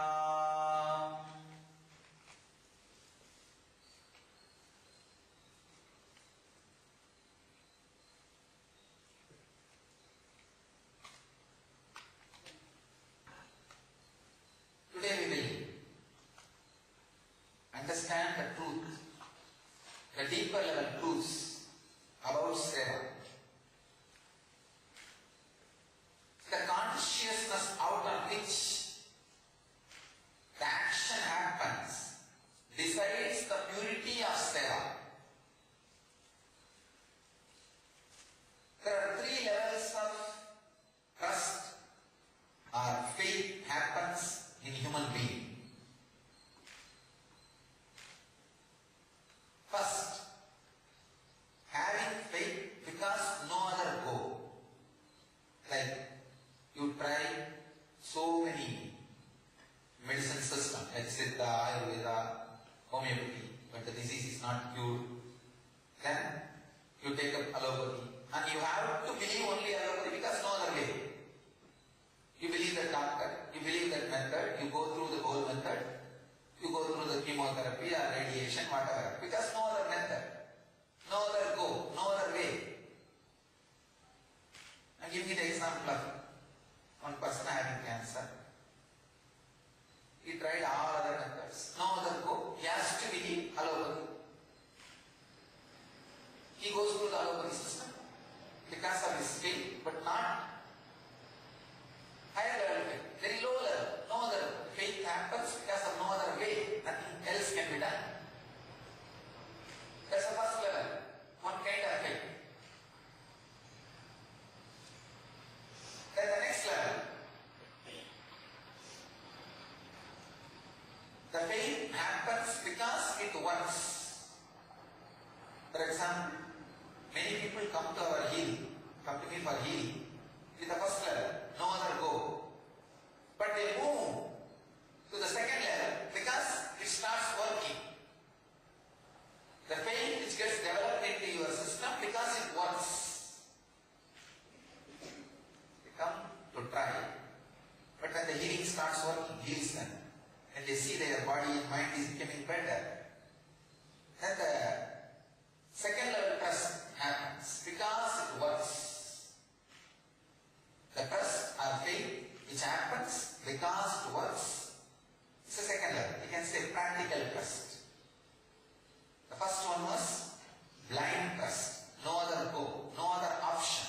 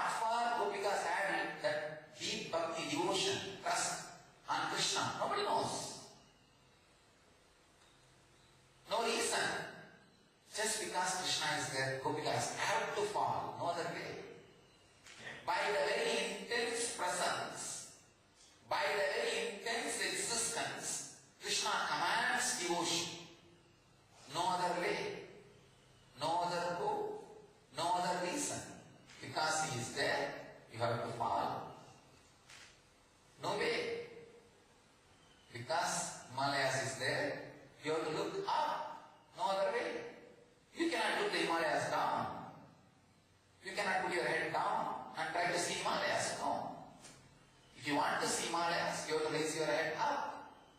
And your head has to be up, only then you can see the Himalayas. Same way. Because he is there, your consciousness has to look up to see his glory, to see his grandeur, and you have to fall for it. No other way. By very nature, you are inbuilt to fall for something extraordinary. Krishna is an extraordinary phenomenon happened in the body. So all gopikas have to just relax, have to just surrender. No other way. This is the highest form of devotion. Blind faith, practical faith, and extraordinary devotion. When seva happens out of blind faith, it is fear. Any work done out of blind faith, fear. Any work done out of practical devotion, greed. Any work done out of extraordinary ragava is seva. Understand? I had too many idiots gathering around me and trying to serve me out of blind faith. I just want to shake. I did not even shake.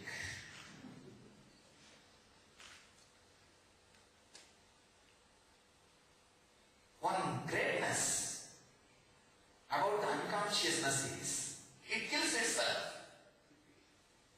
It is so unconscious, it commits suicide. Now I saw all the unconscious fellows, how much ever they tried to harm me, finally they only hurt themselves. Nothing else has happened. The final result is they hurt, or they are continuing to hurt themselves, or they are hurting themselves. That's all, nothing else. Blind faith is such. Any action happens out of it does harm to the person himself. Second, the practical faith. Any action done out of it, greed. Of course, when it is done, as long as it goes, okay. But when it is broken, it does not harm the person, the society. But the action done out of extraordinary devotion, ragavati, paravati, even if it is a small action, is seva. That is seva. I tell you, when a person does seva, it does good to him and to the world. Any action done out of blind faith does bad to the society and to him. Any action done out of practical faith, greed, neither does good nor does bad, just neutral. And it is disconnected over. It does not do bad to society or to him. It's more like a business. Action done out of extraordinary devotion. You just smell. Because he is there, nothing can be done. Helpless. Neither you can help, nor he can help. Because he is there, you have to fall. It's as a rule, as a very nature. Action done out of that high ragava, highest form of devotion, does good to society and to you. Understand? I have seen many people moving from blind faith to practical faith, then ragava.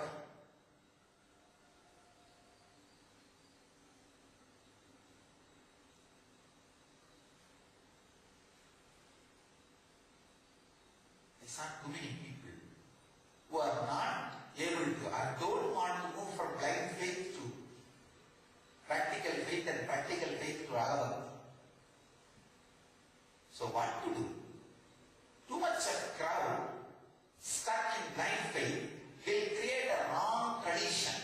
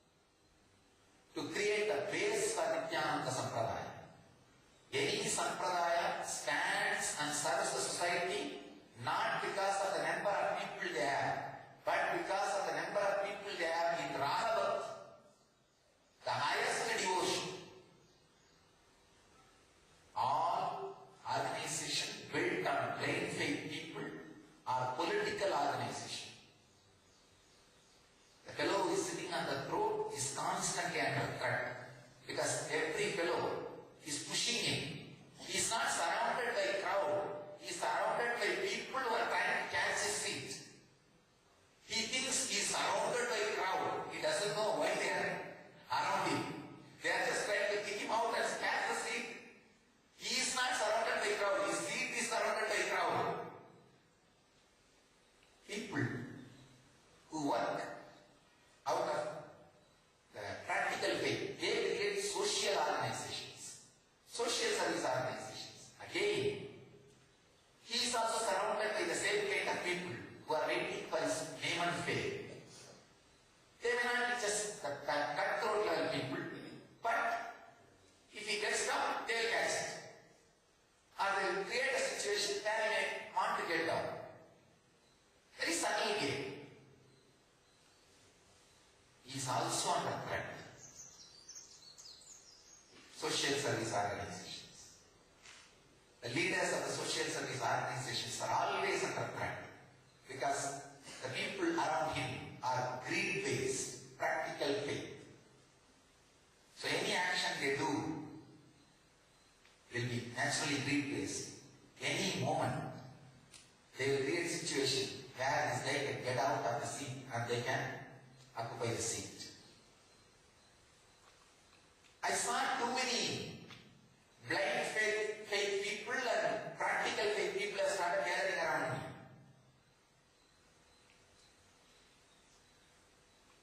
Only people who work out of pure devotion, rather they themselves do not know why they fell for him, why they have so much devotion for him, why they are not able to forget him. Just they do not know. All they know is, yeah, this is ours, that's all. Gopis have no logic. Why they have such deep love for Krishna? If you ask the rishis, they will give you the logic. If you ask Vyasa, he will give you logic. But if you ask Gopikas, they do not have reason. They do not have logic. Just all they know is that this is ours. Raghavati. Action done out of Raghavati only will be service, seva. Only people who act out of Raghavati can create a base for spiritual tradition. I saw what is happening around me, and it is time to purify the sampradaya, create Raghavati base for sampradaya, create the base of Ragamaya, the pure bhakti base. The moment that intention or Satya Sankalpa happened, I saw the whole thing just happened. Now we are people, we are beings who are established in Raghavati, who are in pure devotion, who can really do seva. Neither me nor the Sangha or the world is threatened by their consciousness or their action. Only good will happen to the world and to them. Any action done by them. So, I tell you, if you are at any level, blind faith or practical faith, move to the next level. Raghavati. Only then you can do seva which will do good to you and to the world. The consciousness out of which action is done has to be purified first. Then you will see. The seva becomes science of enlightenment. And I tell you, even if you do one action, just one action out of pure devotion, Raghavati, that will create such a joy and energy in you. It will penetrate your whole body. All your actions will have the smell of Raghavati. That is what I call living enlightenment. Acting out of Raghavati and imbibing that Raghavati in your biomemory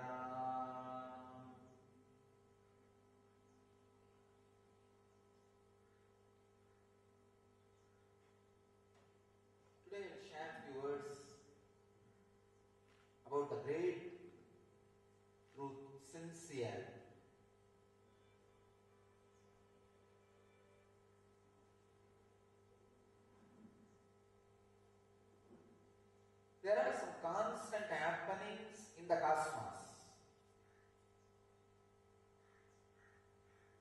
The absolute fact, truth is there are some constant happenings in the cosmos. Like Jiva, the individual soul,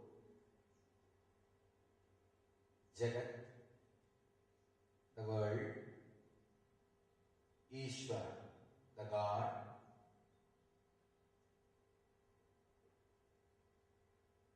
and human society, humanity, society. These four are happening, means exists, at least in our experience, as per our experience.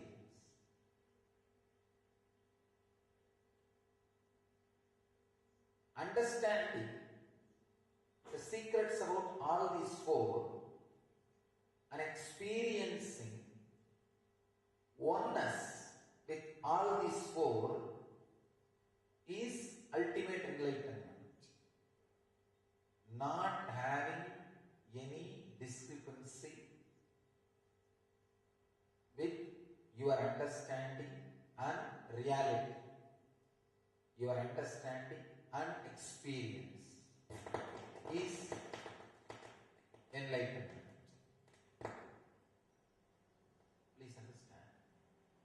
An individual soul is understanding about the world, the cosmos, and his experience about the cosmos. If there is no discrepancy in between these two, he is liberated from all the sufferings given by the world, cosmos. Nothing in the nature, the cosmos, disturbs him. Same way, the individual soul, his idea about himself and his experience about himself, if there is no discrepancy between these two, he is liberated, he is enlightened.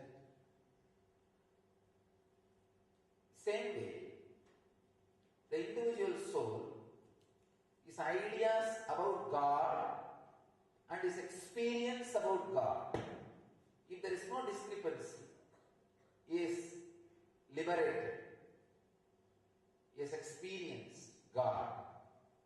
Same way, his ideas about humanity, society, and his experience about society, if there is no discrepancy, he is free, liberated. Sincerity is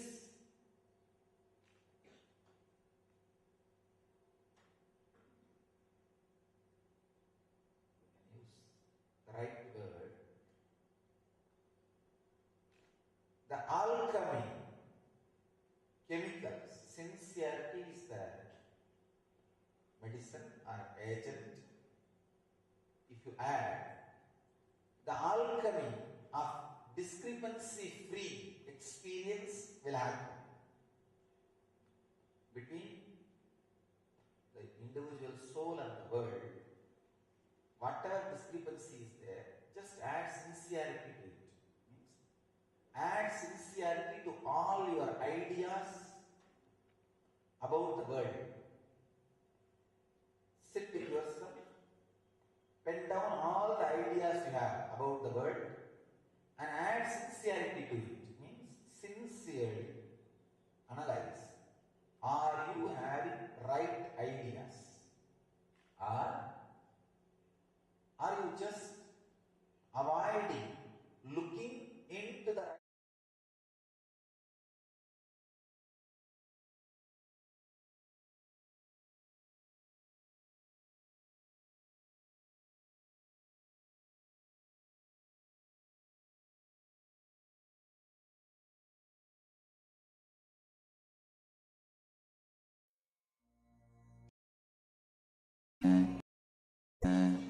Shiva, Shiva, Shiva, Shiva,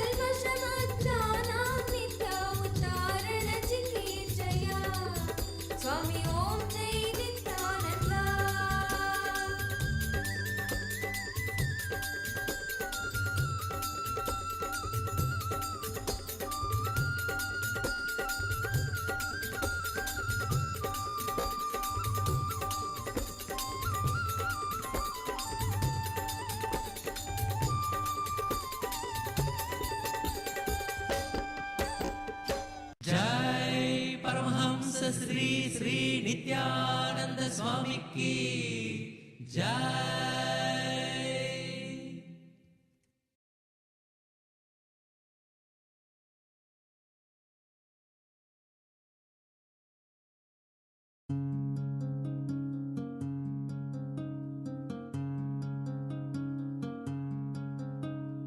ब्रह्ममुरारिसुरार्चितलिङ्गं निर्मलभाषितशोभितलिङ्गं जन्मज दुःखविनाशकलिङ्गं जन्मज दुःखविनाशकलिङ्गं तत्प्रणमामि नित्यानन्दलिङ्गं तत्प्रणमामि नित्यानन्दलिङ्गं ब्रह्ममुरारिसुरार्चितलिङ्गं निर्मलभाषितशोभितलिङ्गं जन्मज दुःखविनाशकलिङ्गं तत्प्रणमामि नित्यानन्दलिङ्गम्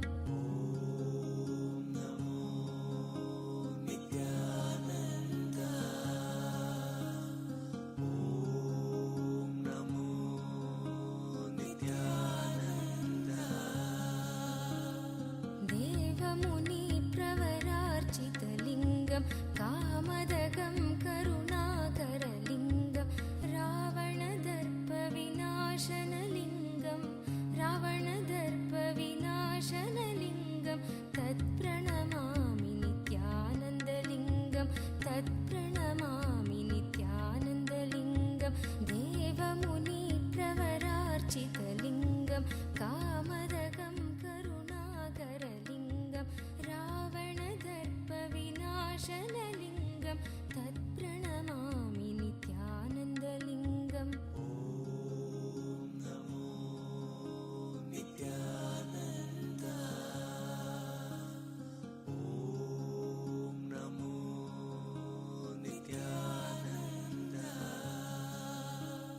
Gender in which they want to live. We will have absolute freedom, medically, socially, psychologically. It will be possible by the time the person reaches 80, you will give an option. What gender you want to choose? Male, female? What is the gender you want to choose? And religion. What's the religion you want to choose? They will be given an initial introduction about all religion. An unbiased, simple introduction of the facts and truths. So, kids may have time. Kids may have the option to think, study and think, yes, this is what suits my mentality. This is what suits my mental setup. So, this should be my religion.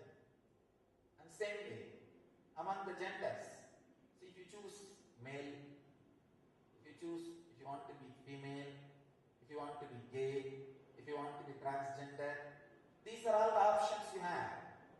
If you choose this, this is the way you will live. If you choose this, this is the way you will feel about you. If you choose this, this is the way you will experience about you. Come on, have a choice. Same way, whether it is physical setup or mental setup, even the language. By the time you will evolve a system, in a very short time, that language can be downloaded into your brain like a software. It will be simple, understand, and we will evolve a system. Of course, already it is evolving. Now the kids can learn the language before birth. The mother is taught continuously some special words through a special rhythm. The kids, when they happen, in a very short time, they are well versed in the language. So the same thing can be done to your brain. I really hope for that day. Of course, it's not too far. Very soon, we will experience. By the time a child is 18, he will be given a freedom. The world government gives a freedom. Which country you want to live? What the profession you want to choose? What the language you want to choose? And what the gender you want to choose, and what the religion you want to choose. I feel that is the heaven, the society which has ultimate freedom and which gives all possibilities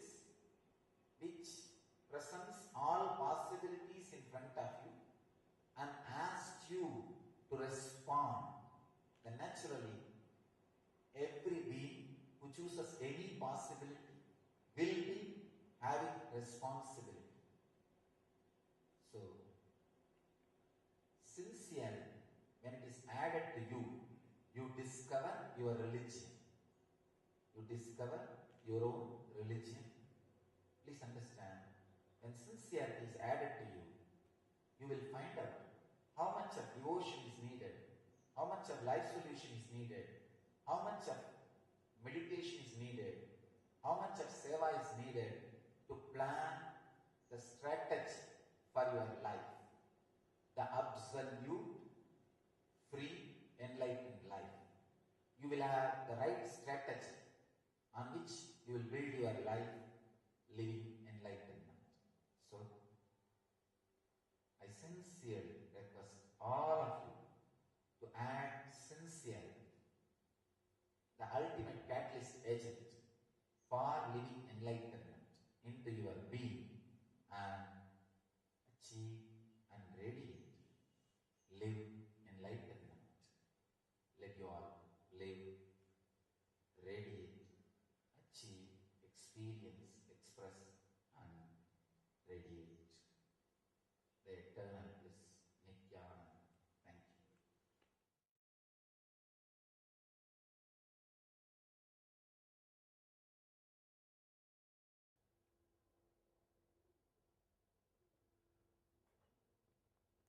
I welcome you all with my love and respects.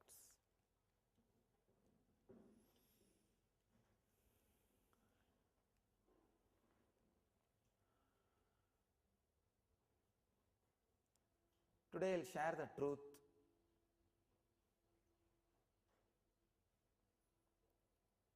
to make you all living enlightenment. The integrity.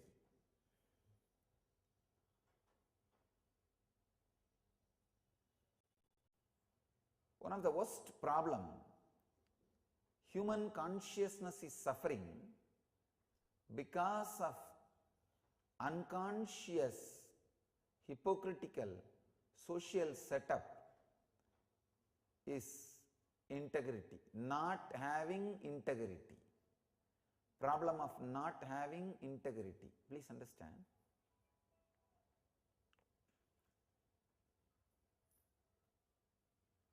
The unconscious, hypocritical social setup, society,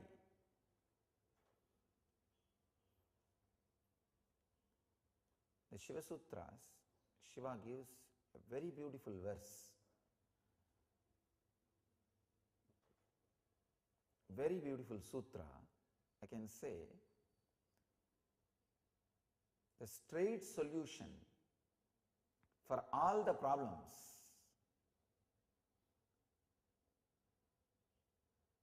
Just integrate all your energies into one direction, feel, I'm trying to give the exact translation, feel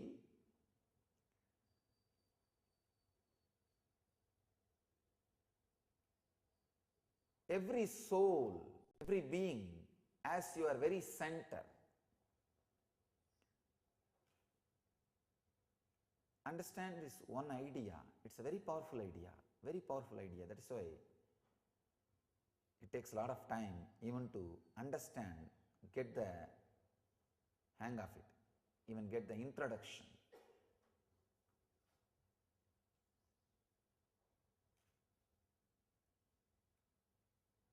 All our problems are just because we go on trying to insist, we go on trying to emphasize that your being is separate from somebody else's being. The suffering caused to that being will not come near you. You are separate, and outside your skin, whatever exists is separate. One of the worst thing is, first you start separating what exists outside your skin and inside your skin. But that attitude of separation, separating, does not stop there. It just gets inside your system slowly. Then even inside, you separate your intellect and emotion. You separate your emotion and being. You separate your being and consciousness. Go on separating, dividing. The more you divide, the more you become weak and more problems and more enemies you need to handle. I have seen some people, they feel the whole world is enemy for them. The other day, one person came and told me, Swamiji, I feel this whole world, my father, my mother, my brother, my sister, my husband, everybody is sitting together and planning and conspiring against me. I thought, oh God, what kind of a mental setup. But I wanted to share with you an important thing. From the young age, I used to feel a very deep, strong feeling inside me.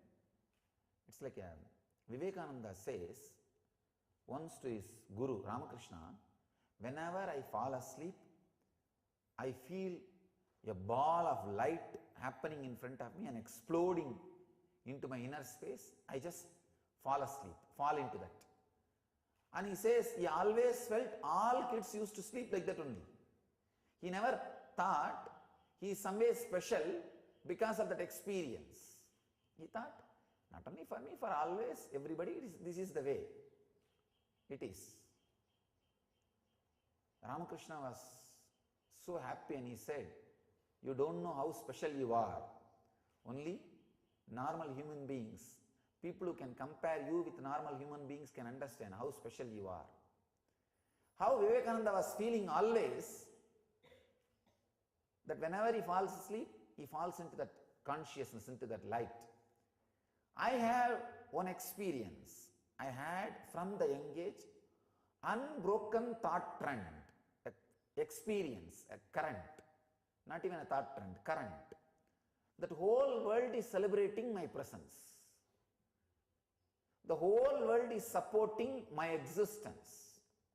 The whole world is supporting, fulfilling for what I took birth. This one feeling, one experience was a constant inspiration. Please understand, till now, even after this whole scandal and abusal I went through by the unconscious hypocritical society, even after all this, somehow that strong feeling inside, that strong current inside, everybody is part of my drama, my leela. The happening which is happening through this body is being supported by all the people who cherish so much enmity, so much conspiracy, so much of vengeance, wanted to destroy me and my mission physically, legally, socially, and character assassination and what not. Try to poison, try to kill, try to threat, try to physically destroy, what not. But still somehow, unimaginable confidence, the unimaginable joy, unimaginable experience whenever I just relax, either into samadhi or into rest or into sleep. Of course, you can call with different names, but I have only one thing, turiya. Whenever I relax into that, I have such a strong confidence, such a clear experience, not even just ordinary confidence, just an experience. Hey, all these fellows who have cherished so much enmity, vomited so much venom on me, on my mission, and just yesterday, I had an abusive email from an ex-devotee. Anyhow, even after seeing that mail, after seeing that whole thing, somehow I feel this whole thing is my own drama. This whole thing, not just the scandal, this whole cosmos, this whole prapancha, this whole universe, I have a strong feeling, just my play. and everybody is helping in what I am doing. Everything is supporting in what I am doing. Everything is playing for my side. Still, I do not feel that there is something playing opposite side. How to exist in the planet Earth? That's a big problem. So one guy, this devotee, when he came and told me, Swamiji, I feel my husband, my family, my brother, sister, everybody around me are conspiring against me and working against me. I could not understand. I thought, oh God, what a sickness that person is carrying. Of course, she is helpless. It's not that she created it. She is helpless. She is caught in it. That is the gift or punishment given by society to her. The unconscious, hypocritical society constantly makes you feel threatened. The first lessons which you learn from the hypocritical society is only if others are second, third, you can be first. For you to be first, all others have to be second, third, fourth, fifth. Means you have to defeat everyone to win. Day one in the school, this is the lesson you learn. Unless you defeat, you can't win. The very system encourages the intense vengeance. The very system encourages intense jealousy. The very system encourages abusing other beings, creating distance between you and others, making boundary physically, mentally, psychologically, emotionally. First, they teach you. Then your family. Then your friends, your team, your country, your language, your religion. Everything goes on centered on you. Then anything other than you is enemy. Understand? This is the worst punishment society gives to human being. I tell you,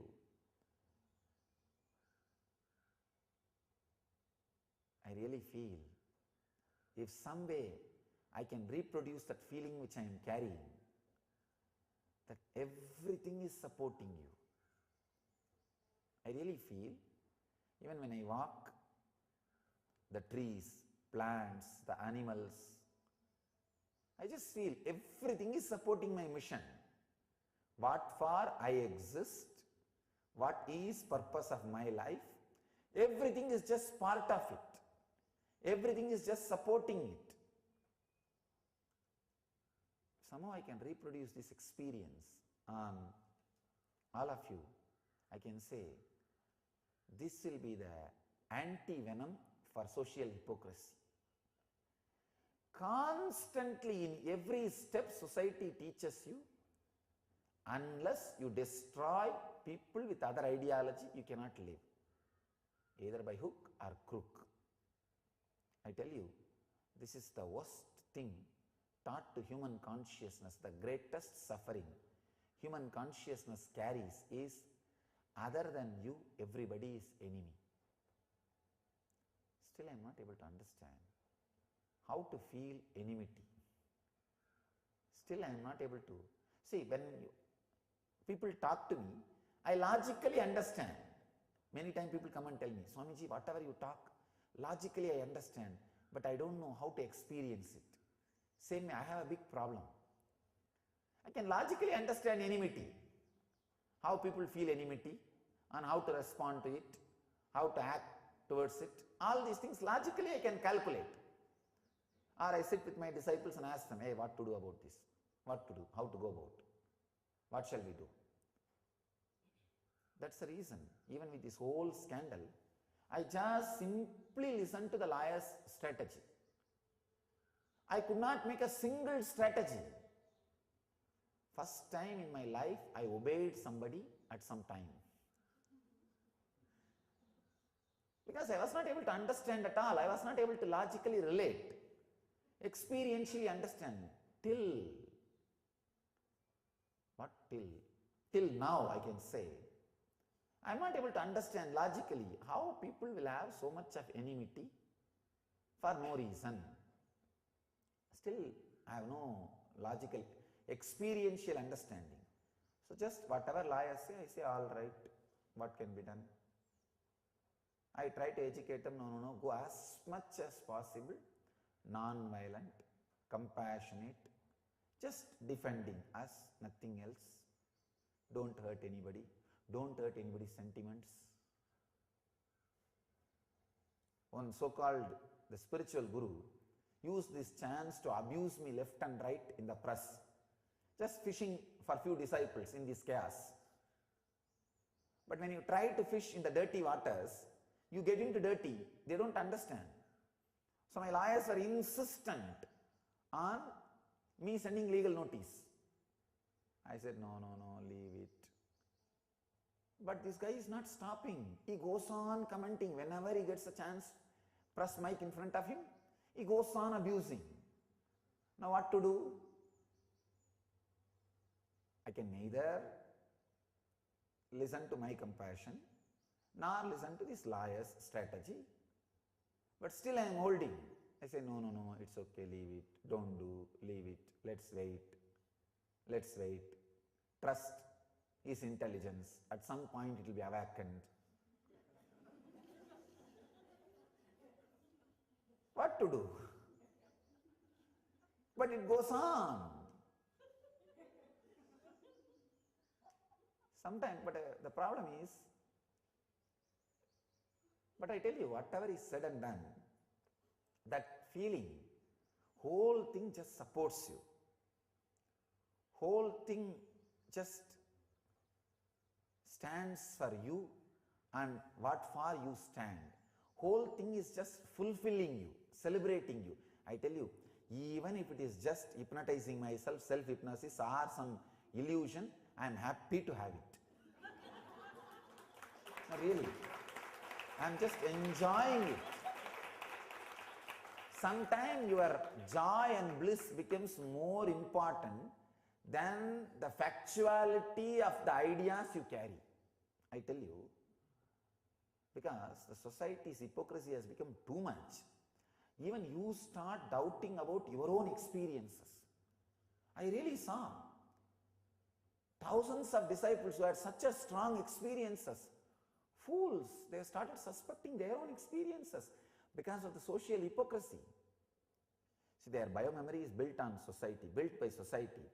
So when society just creates an euphoria, it's like every full moon day, the ocean gets agitated, salt water gets agitated because of the moon. The energy from moon, pull from the moon, salt water gets agitated, the ocean gets agitated. When the salt water gets agitated, all the people who have little weak mind, their body salt water also gets agitated. That is why the people who lose their balance along with the moon, they are called lunatics. Along with the flow of lunar, they are called lunatics. The Paurnami or Amavasya comes, the full moon day or new moon day comes, they will be little imbalanced. How? When the whole ocean gets agitated, the people's body also gets agitated. Same way, when an abusive idea is put into the social mind, the social euphoria is created, suddenly these guys also lose their base. I know so many disciples, ex-disciples who abused me during this scandal. Now they are repenting terribly because now social euphoria is settled. They are not able to tolerate that they did this. But what to do? When the social euphoria gets aroused, their biomemory also gets aroused. And they themselves do not know what they did. It's unconscious. I feel actually sympathy for them. I don't feel angry with them, about them. I just feel sympathy. Oh God, what to do? All right.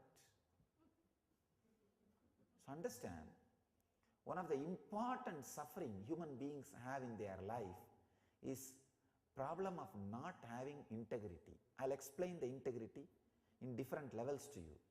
Now I explain the problems of not having integrity. I'll explain exactly the integrity itself. The intellect, logic, analyzing, intellect, and emotion, feeling connection, the juicy part of your life, and being, your very idea about you, which is constant, which runs like a thread during your waking, dream and deep sleep.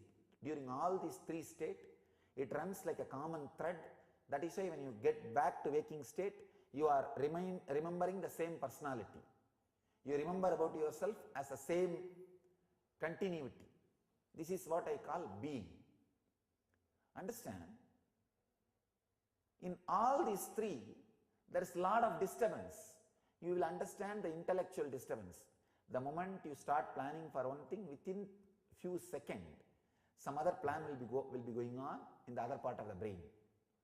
That's why I always tell people, disintegrated brain, right brain and left brain. Nothing is right in the left, nothing is left in the right. Nothing is left in the right, nothing is right in the left.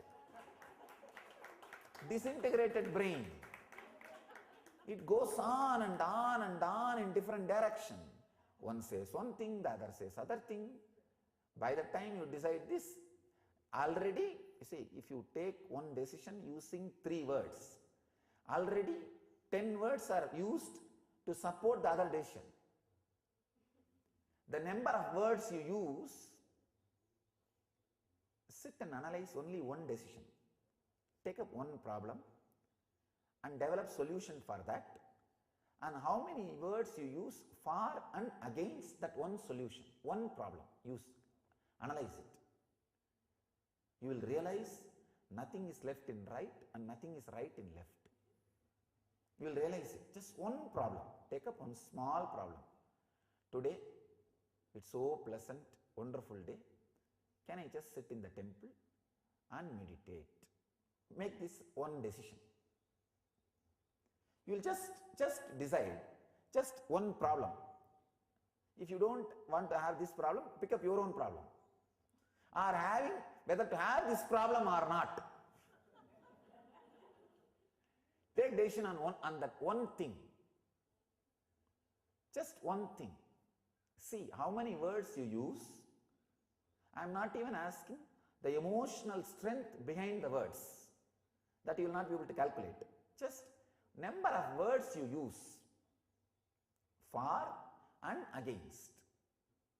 Just see. You will understand how many voices are there. It's like 100 fellows are sitting inside your brain and talking. People sometimes come and tell me, Swamiji, I hear 2 voices in my inner space. I hear 2 voices. I tell them, you are blessed, you have only 2. I know people who have 100, 200, not just one. There's an Upanishad which says, a Paramahamsa should not live with 2 persons. He says he should live just with himself. I was really surprised. The Upanishad goes on describing, it describes 2 persons are staying in one place means it is equivalent to village. 3 persons are staying means it is equivalent to city. 4 persons means it is equivalent to Mahanagara, Managara. Means large city, cosmopolitan city. Because each fellow has an 100 voice.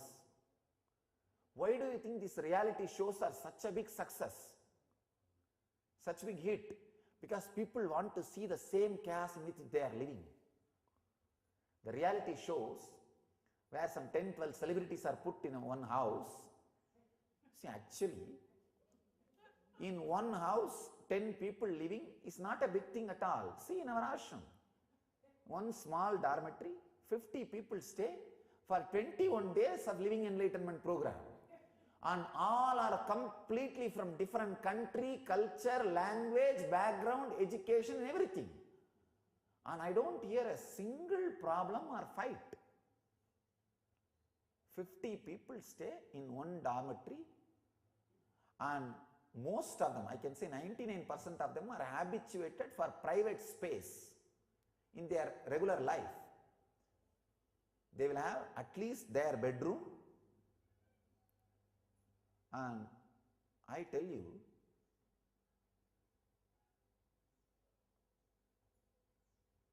the greatest sacrifice is sacrificing the privacy. It's practically impossible. You need at least a few hours where nobody will see you.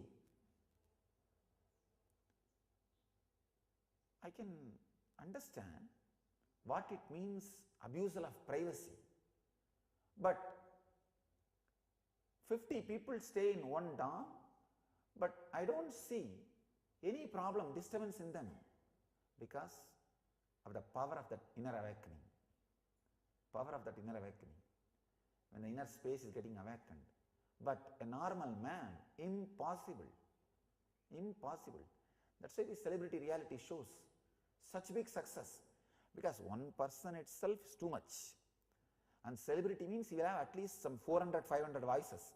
Because he is the peak of social hypocrisy. Person who is peak of intellectual social hypocrisy becomes politician. Person who is peak of emotional social hypocrisy becomes artist celebrity, the line of art. The person who is in the peak of the being level social hypocrisy will be in asylum, lunatic asylum. Celebrities unconsciously suffer the social hypocrisy too much. It's really too much.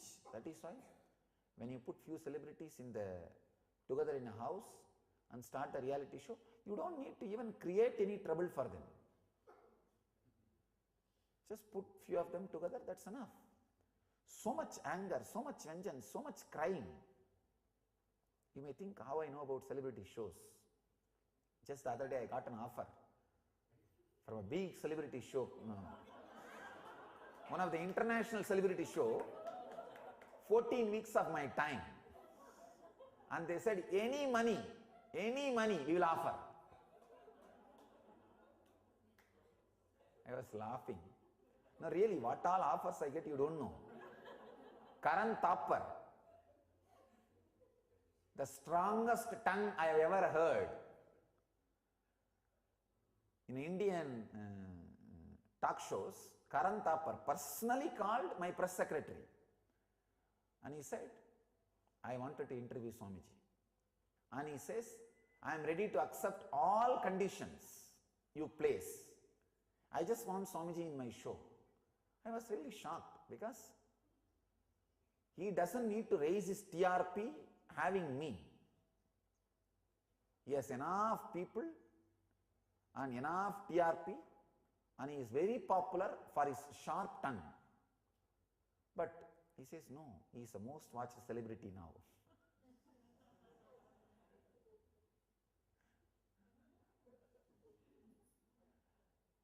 First his secretary called, then he personally called. I want Swamiji in my show.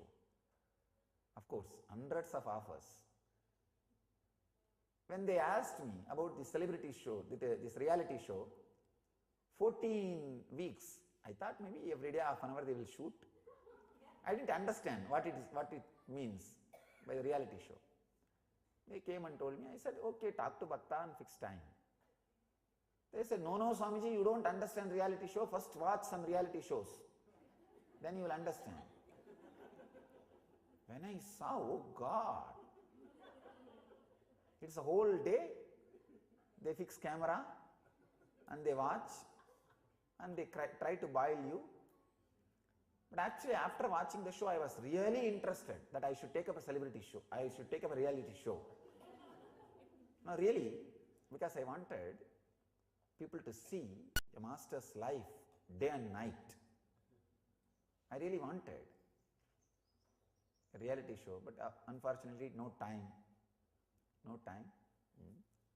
14 days, 14 weeks. Even my brahmachari cannot afford 14 weeks of free time. And they said, any money is okay, we will give. Just give Swamiji's time, 14 weeks. He said, no, no question of money. It's a question of lot of spiritual classes and sessions. We will not be able to take 14 weeks of Swamiji's time. Thousands of people wait every day.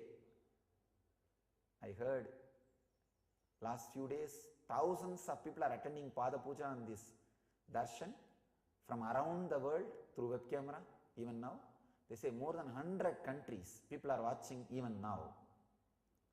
So, commitment and feelings of people from around the world.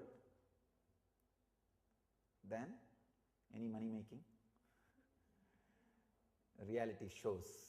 And the other guy, one guy came and offered that he is taking a movie on this whole scandal and he wanted me to directly act. He offered 6 crore. 1.5 million he offered. He just said, Swamiji, all I want is 10 days of your call sheet, nothing else. I'll give you 6 crore.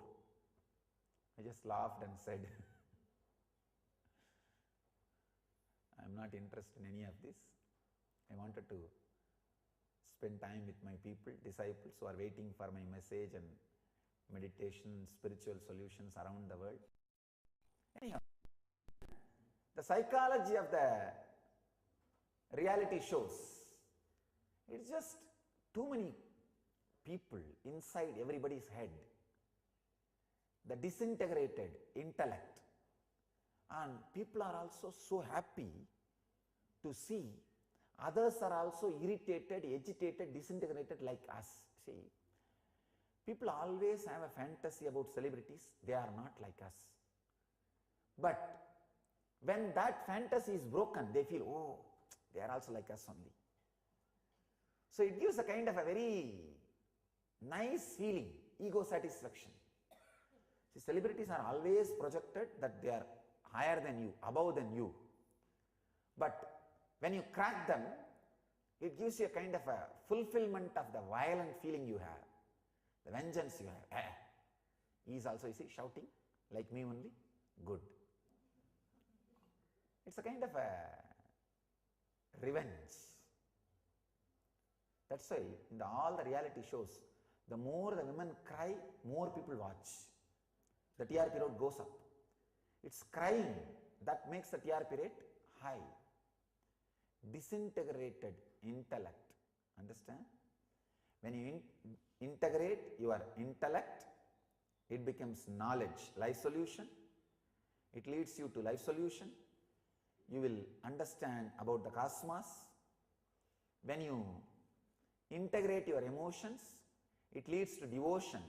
You will feel connected to cosmos. When you integrate your being, it leads to dhyana. You will realize cosmos. Understanding, emotional feeling connection, realization.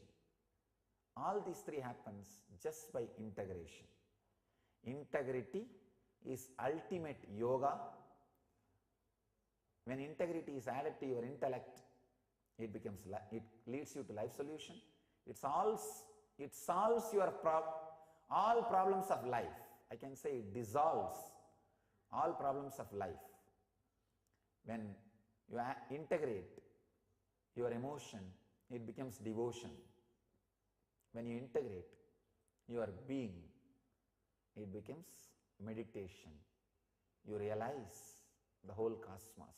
So, add integrity and achieve enlightenment.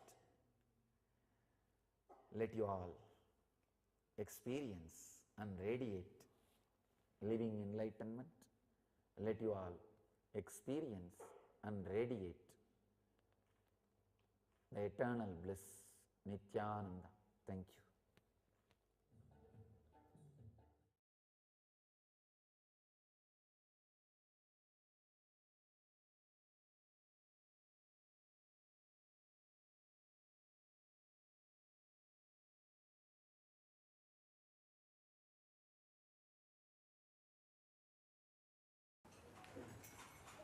सदाशिवसमारम्भां शङ्कराचार्यमध्यमाम् Asmadacharya Paryantam Vande Guru Paramparam. I welcome you all with my love and respects. Today's morning sutra, less thoughts, more action. Hurry up to slow down.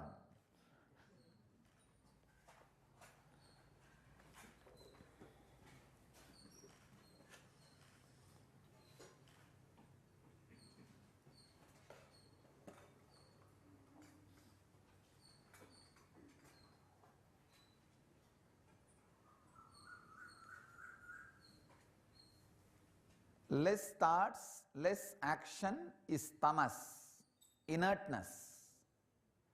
More thoughts, more action is rajas, restlessness. Less thoughts, more action is sattva, living enlightenment. Please understand, I am equating sattva into Jivan Mukti. The restful awareness as living enlightenment, because restful awareness is a direct way to living enlightenment. Let me define restful awareness.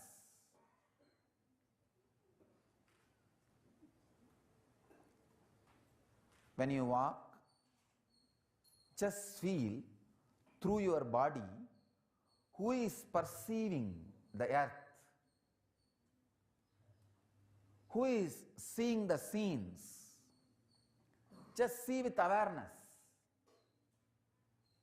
Feel with awareness the cold. Feel with awareness how you respond to this morning. Feel with awareness how you are responding to your own old, boring or worrying thoughts. Such beautiful morning, but suddenly some thought about something some days before happened may happen after that. One thought enough to take away the whole beauty of this morning. Perceive with awareness. The awareness which perceives is only you, nothing else. The moment you bring awareness, two things will happen. One, the slowing down. Second, it's an important thing, please understand. One, slowing down. Second, immediate shift in your consciousness. Immediate shift in your consciousness.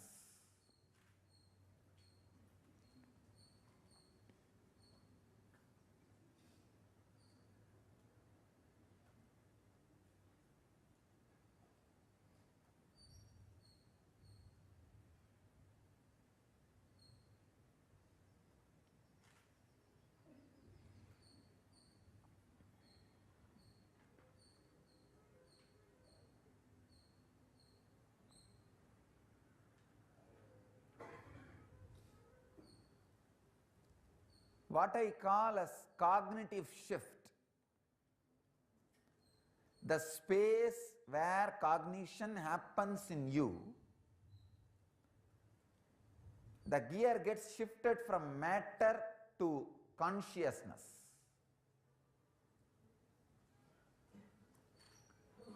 Actually, unclutching is necessary for this shift only. For any gear change, you need disclutching of gear plate and engine, gearbox and engine. Same way, for the shift, cognitive shift from the matter to energy, consciousness, you need that unclutching. I tell you,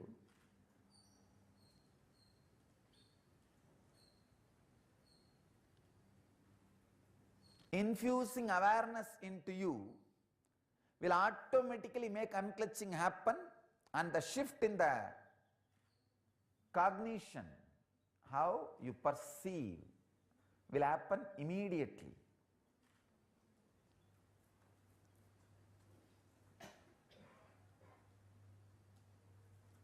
Just live for a few days. You will realize with less thought, more actions are happening in you. Physically, mentally, in all possible ways.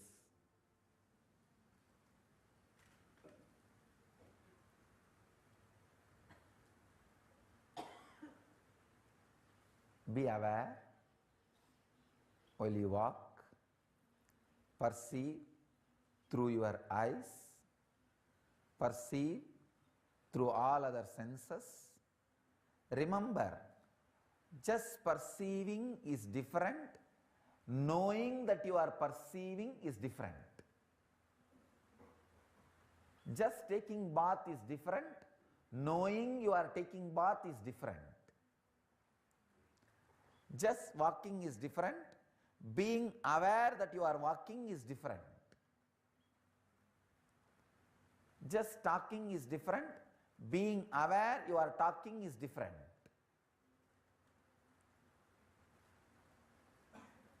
Infuse awareness into everything. Walking, talking, sitting, living, breathing. Shiva says in Shiva Sutras, one sneezing with awareness is enough for enlightenment. Because during sneezing, your whole nervous system gets activated. One sneezing with clear awareness. Awareness that you are sneezing, that face muscles are shrinking, and all the things are happening, an explosion. You are enlightened. All you need is one sneezing with awareness, that's all.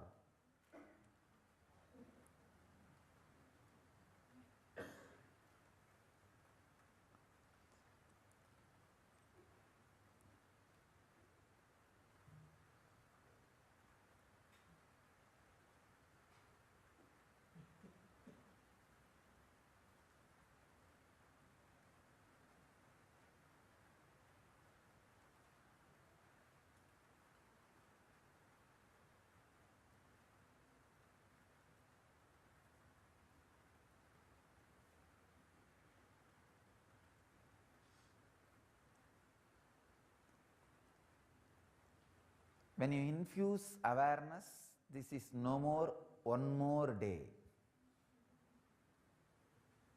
This is no more one more morning. This is the morning. This is the day. I don't know in how many dimensions you will be awakened. Exactly what I mean by the word inner awakening is infusing awareness into you, that's all.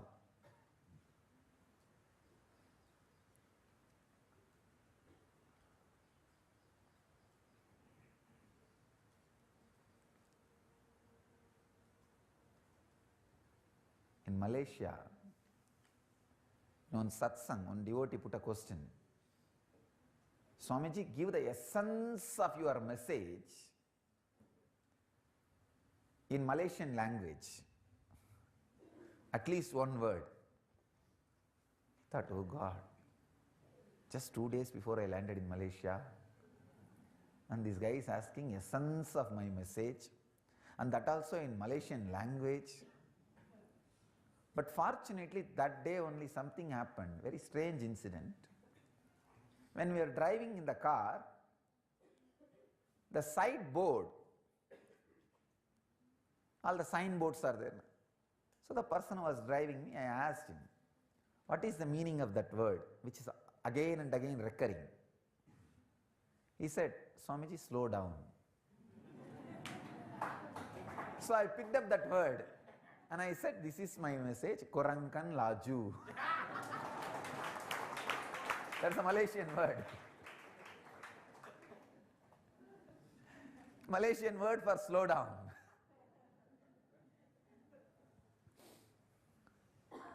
So I tell you, in any language, essence of my message is this one word, slow down. Hurry up to slow down. Otherwise, you will be wasting your time without slowing down. If you want to reach the place late, hurry up. If you want to reach the place early, slow down.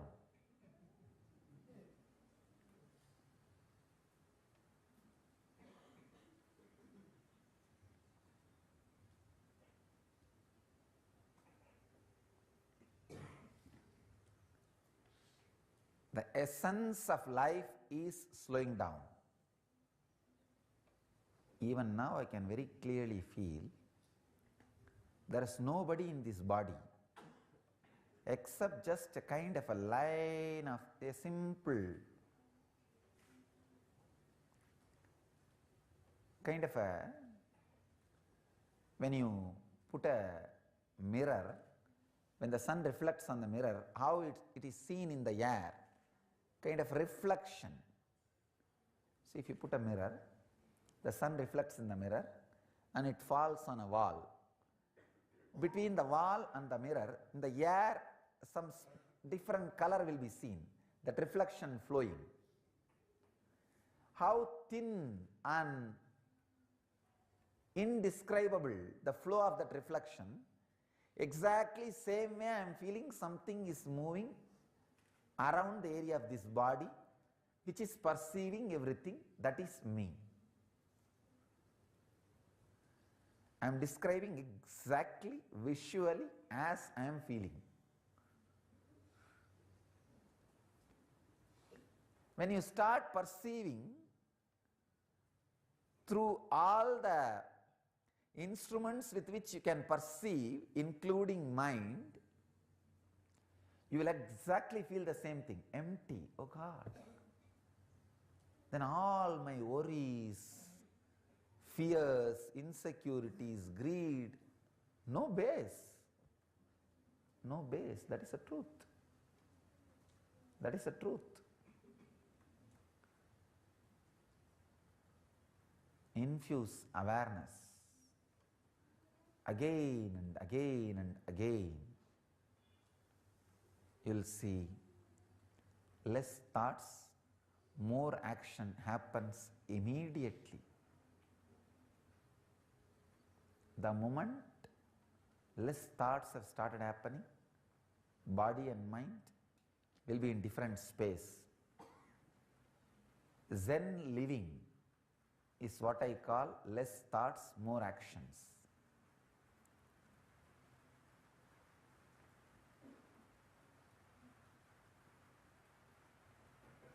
Zen living will immediately create yogic body and Vedic mind. If you have scratched your head without consciousness, stop. Do it again consciously. See how it feels.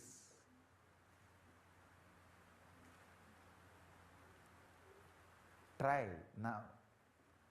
Consciously move. Feel the chillness. See the green. Feel the raindrops on the system with which you are perceiving. Smell the smell of the land which raises due to rain. Taste how the tongue feels when you see the green and smell the land and feel the rain.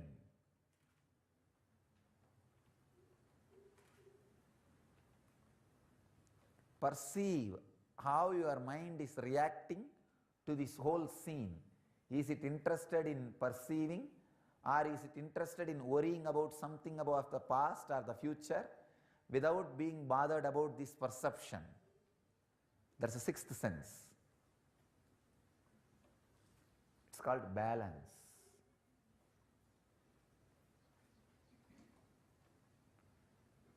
Five senses, and whatever can't be classified as that five is balance, sixth sense. Like a legal terms, all the rules after they say whatever is untold, undescribable, unsaid.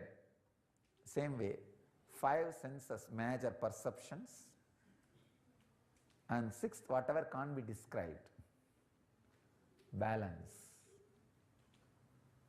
Just see all these six, how you perceive through all these six, how all these six are perceived.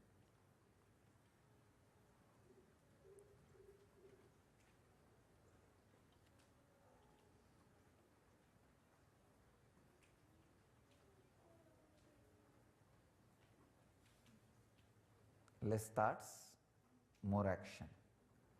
Less words, more awareness.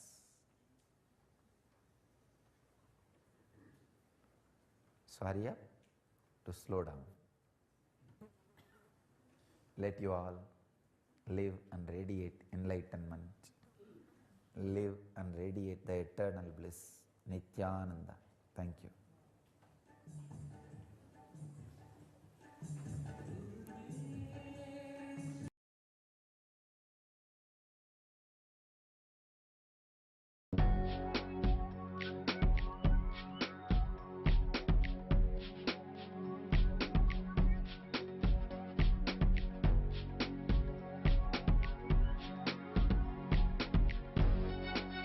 All that I taste, all that I smell, I offer to you, Swami Nityananda.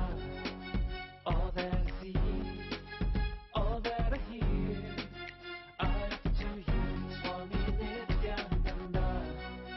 Like this dance, and this song, and this joy, I surrender to you. All that I feel, all that I am, I offer to you, Swami Nityananda.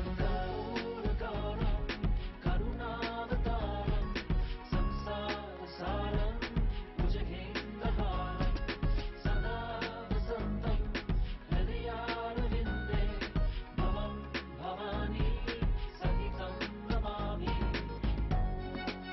All of my dreams,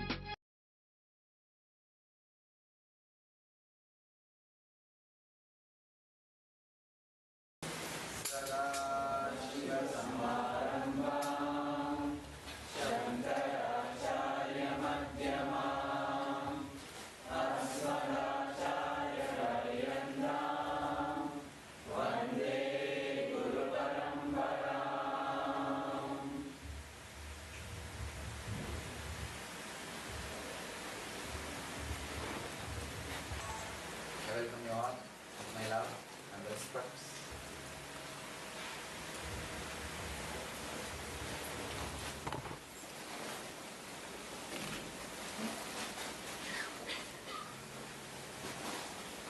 We are in the land where the great science and the scientists existed and continue to exist. The greatest inner scientists and the greatest expression of the inner science both happened in this land.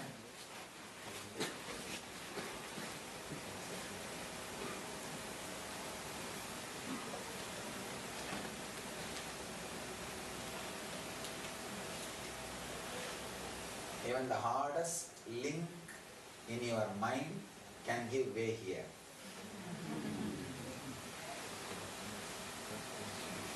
Even the hardest link can unclench. The whole Himalayas is an intense energy field.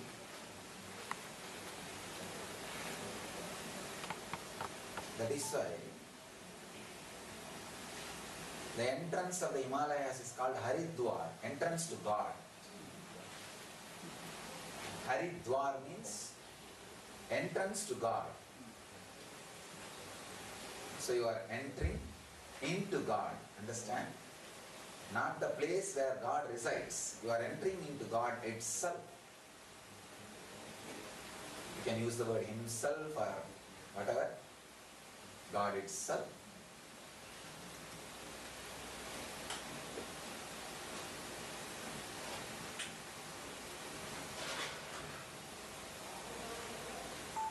Headquarters of the spiritual traditions.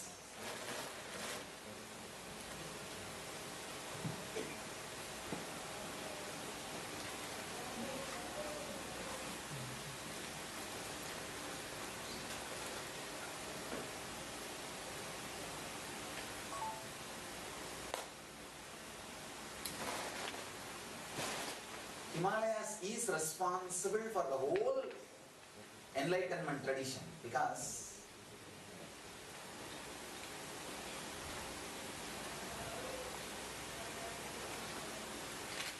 thousand and one ways Himalayas teaches lessons. It's a living hill. Not only it continues to grow at least 5 mm per year, it continues to change its landscape every hour. Even our programs, please understand, it's a tentative program. The decision-making authority is Himalayas. Because it's a living energy. Suddenly Ganga comes and creates a new path, and Himalayas gives way. And in the winter, the whole thing freezes. Slowly in the summertime, the huge ice, let's say, rocks, slowly will start sliding. They will not slide just only ice, the rocks also will slide. In 2 days you will see Ganga will become completely black. The stream will become completely black. So what will happen? She is now very angry. It will get stored, water will get stored like a dam. In 10-15 days, when it breaks, she will not be breaking only that area.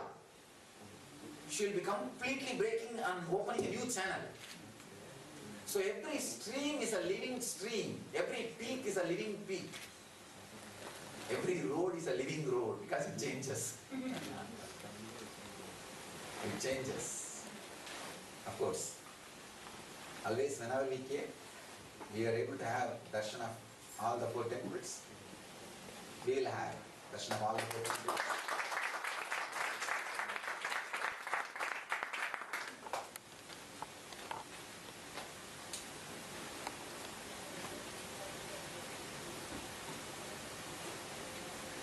Here every stone is deity.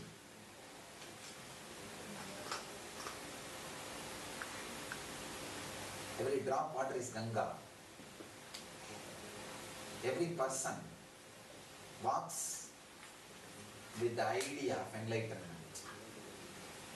You will not find a single man here who does not have that idea of enlightenment, because every street you will see hundreds of sadhus. You naturally ask, why are you from sadhus?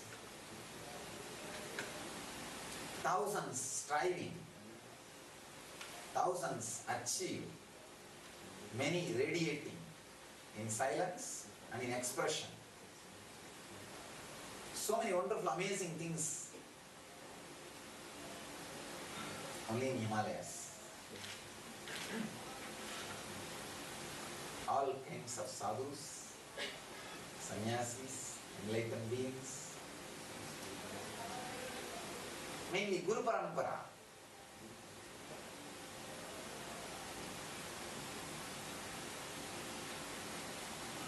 Here, Guru Parampara is not persons. I can say thick stream, just like Ganga. See, when I use the word Guru Parampara, it comes like a 1, 2, 3, 4, 5, like a water bubbles in the fish tank. But in Himalayas, Guru Parampara is not like Water bubbles in the fish tank. It's like a Ganges. Just millions are living stream. Please understand. It's not one guru, one disciple, disciple, disciple, disciple. No. Millions. Gurus, disciples, disciples, disciples. It becomes so overlapping and merging. It is an intense Ganga, just like Ganga. See, if I say, how many fish tank streams put together is Ganga? So that many Guru Paramparas put together is Himalayas Guru Parampara. You can't even use ordinary word of Guru Sishya Parampara. Here this is a lifestyle. Here it is just a lifestyle.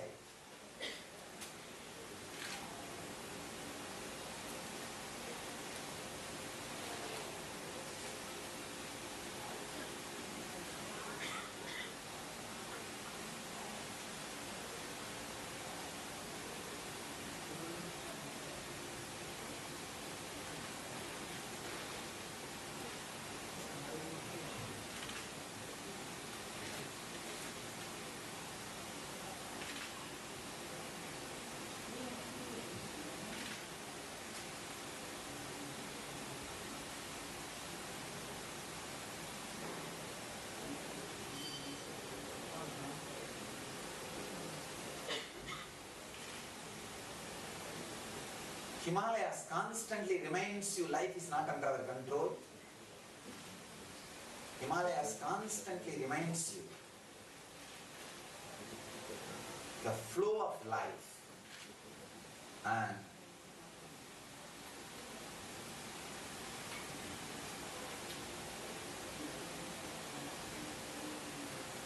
naturally when the altitude goes up, your mind goes up. Because the number of thoughts comes down. Your nervous system, the gravitation comes down. The weight on your nervous system comes down. So less number of thoughts, more consciousness. That is why living in the Himalayas itself is considered as sadhana. Or a big support to sadhana.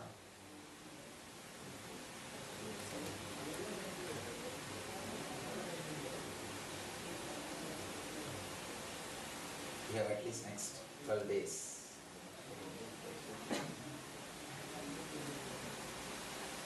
So I will be initiating all of you into the yatra card. Means for the sake of the pilgrimage, taking the vows. So decide next 12 days, the only goal, enlightenment. And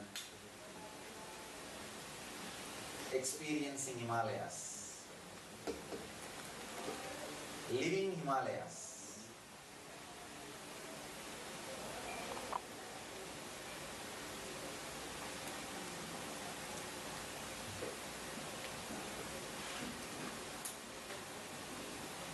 It does something. Himalayas does really something.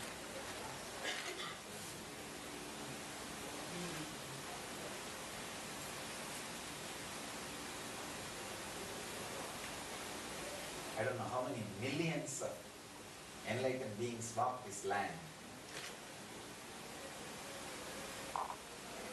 and blessed it and left their body and energized it.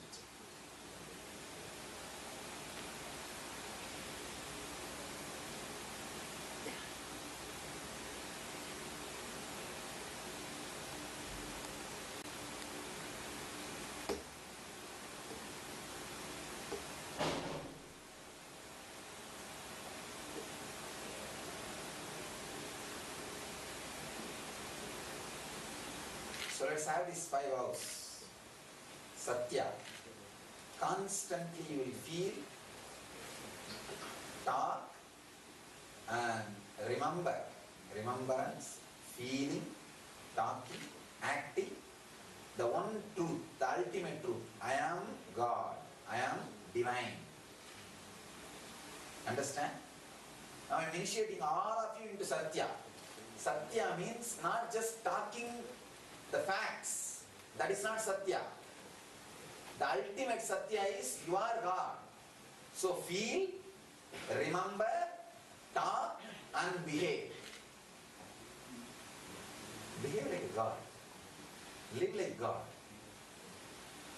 Graceful, compassionate, loving, fulfilling. Behave like God. Whatever energy you have, with that, behave like God. Second, aparigraha. Even though we made all best arrangements, in your personal things, try to have minimum.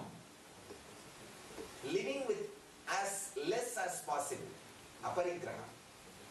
Try, of course, don't spoil your health because you are coming directly from society. You can't handle a big shock, big change, but try. Try to have that smell of aparigraha in every action you do. Aparigraha. Third, asteya. Of course. You may think, I am not doing, asteya means in Sanskrit stealing, non-stealing. We are not going to steal. Of course, you are not going to steal anybody's property. You are not supposed to steal anything from Himalayas. No question of moving rocks, plucking leaves. No question of stealing things from Himalayas, disturbing it. And no question of taking away the purity of Himalayas by leaving all the plastic bags and everything. So, don't steal things or the purity from Himalayas. Non-stealing, asteya. Not only not taking others' properties, not taking the properties of Himalayas. Retaining the sanctity of Himalayas, sacredness of Himalayas. And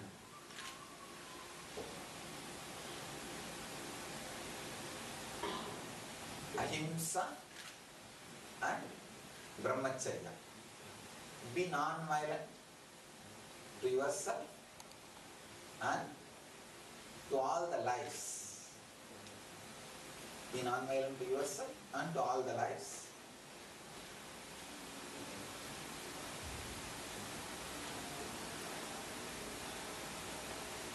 Brahmacharya. Not just physical celibacy, just constantly remembering and living like God. As I said in the first Satya itself. When Satya becomes lifestyle, it is Brahmacharya. So with these 5 vratas, take the Yatra Kavi. When we come back to our Rishikesh, we will complete the vrata. So for next 12 days till we reach the plains back, we will live these vratas intensely.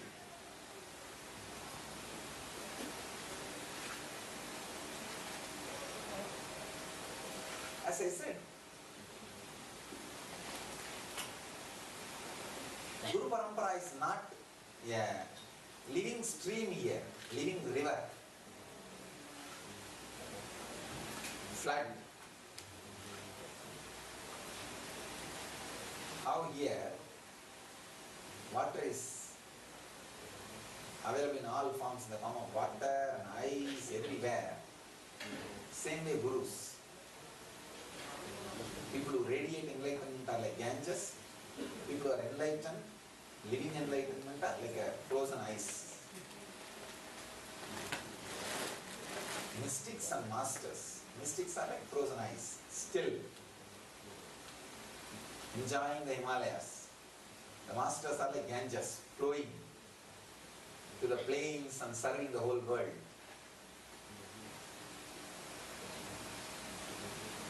Whether they are mystics or masters. Understand?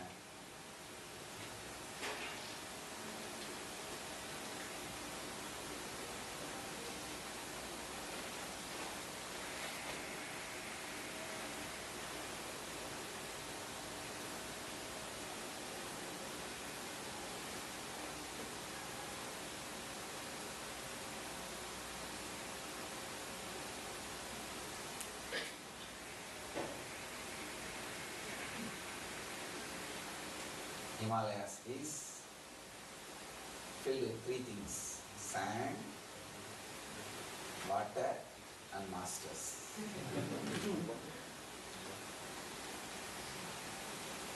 It's not just geography. It is personification of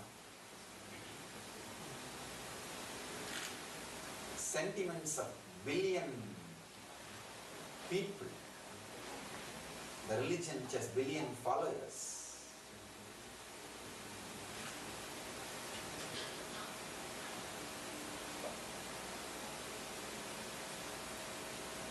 All auspicious things in the world are born out of Himalayas.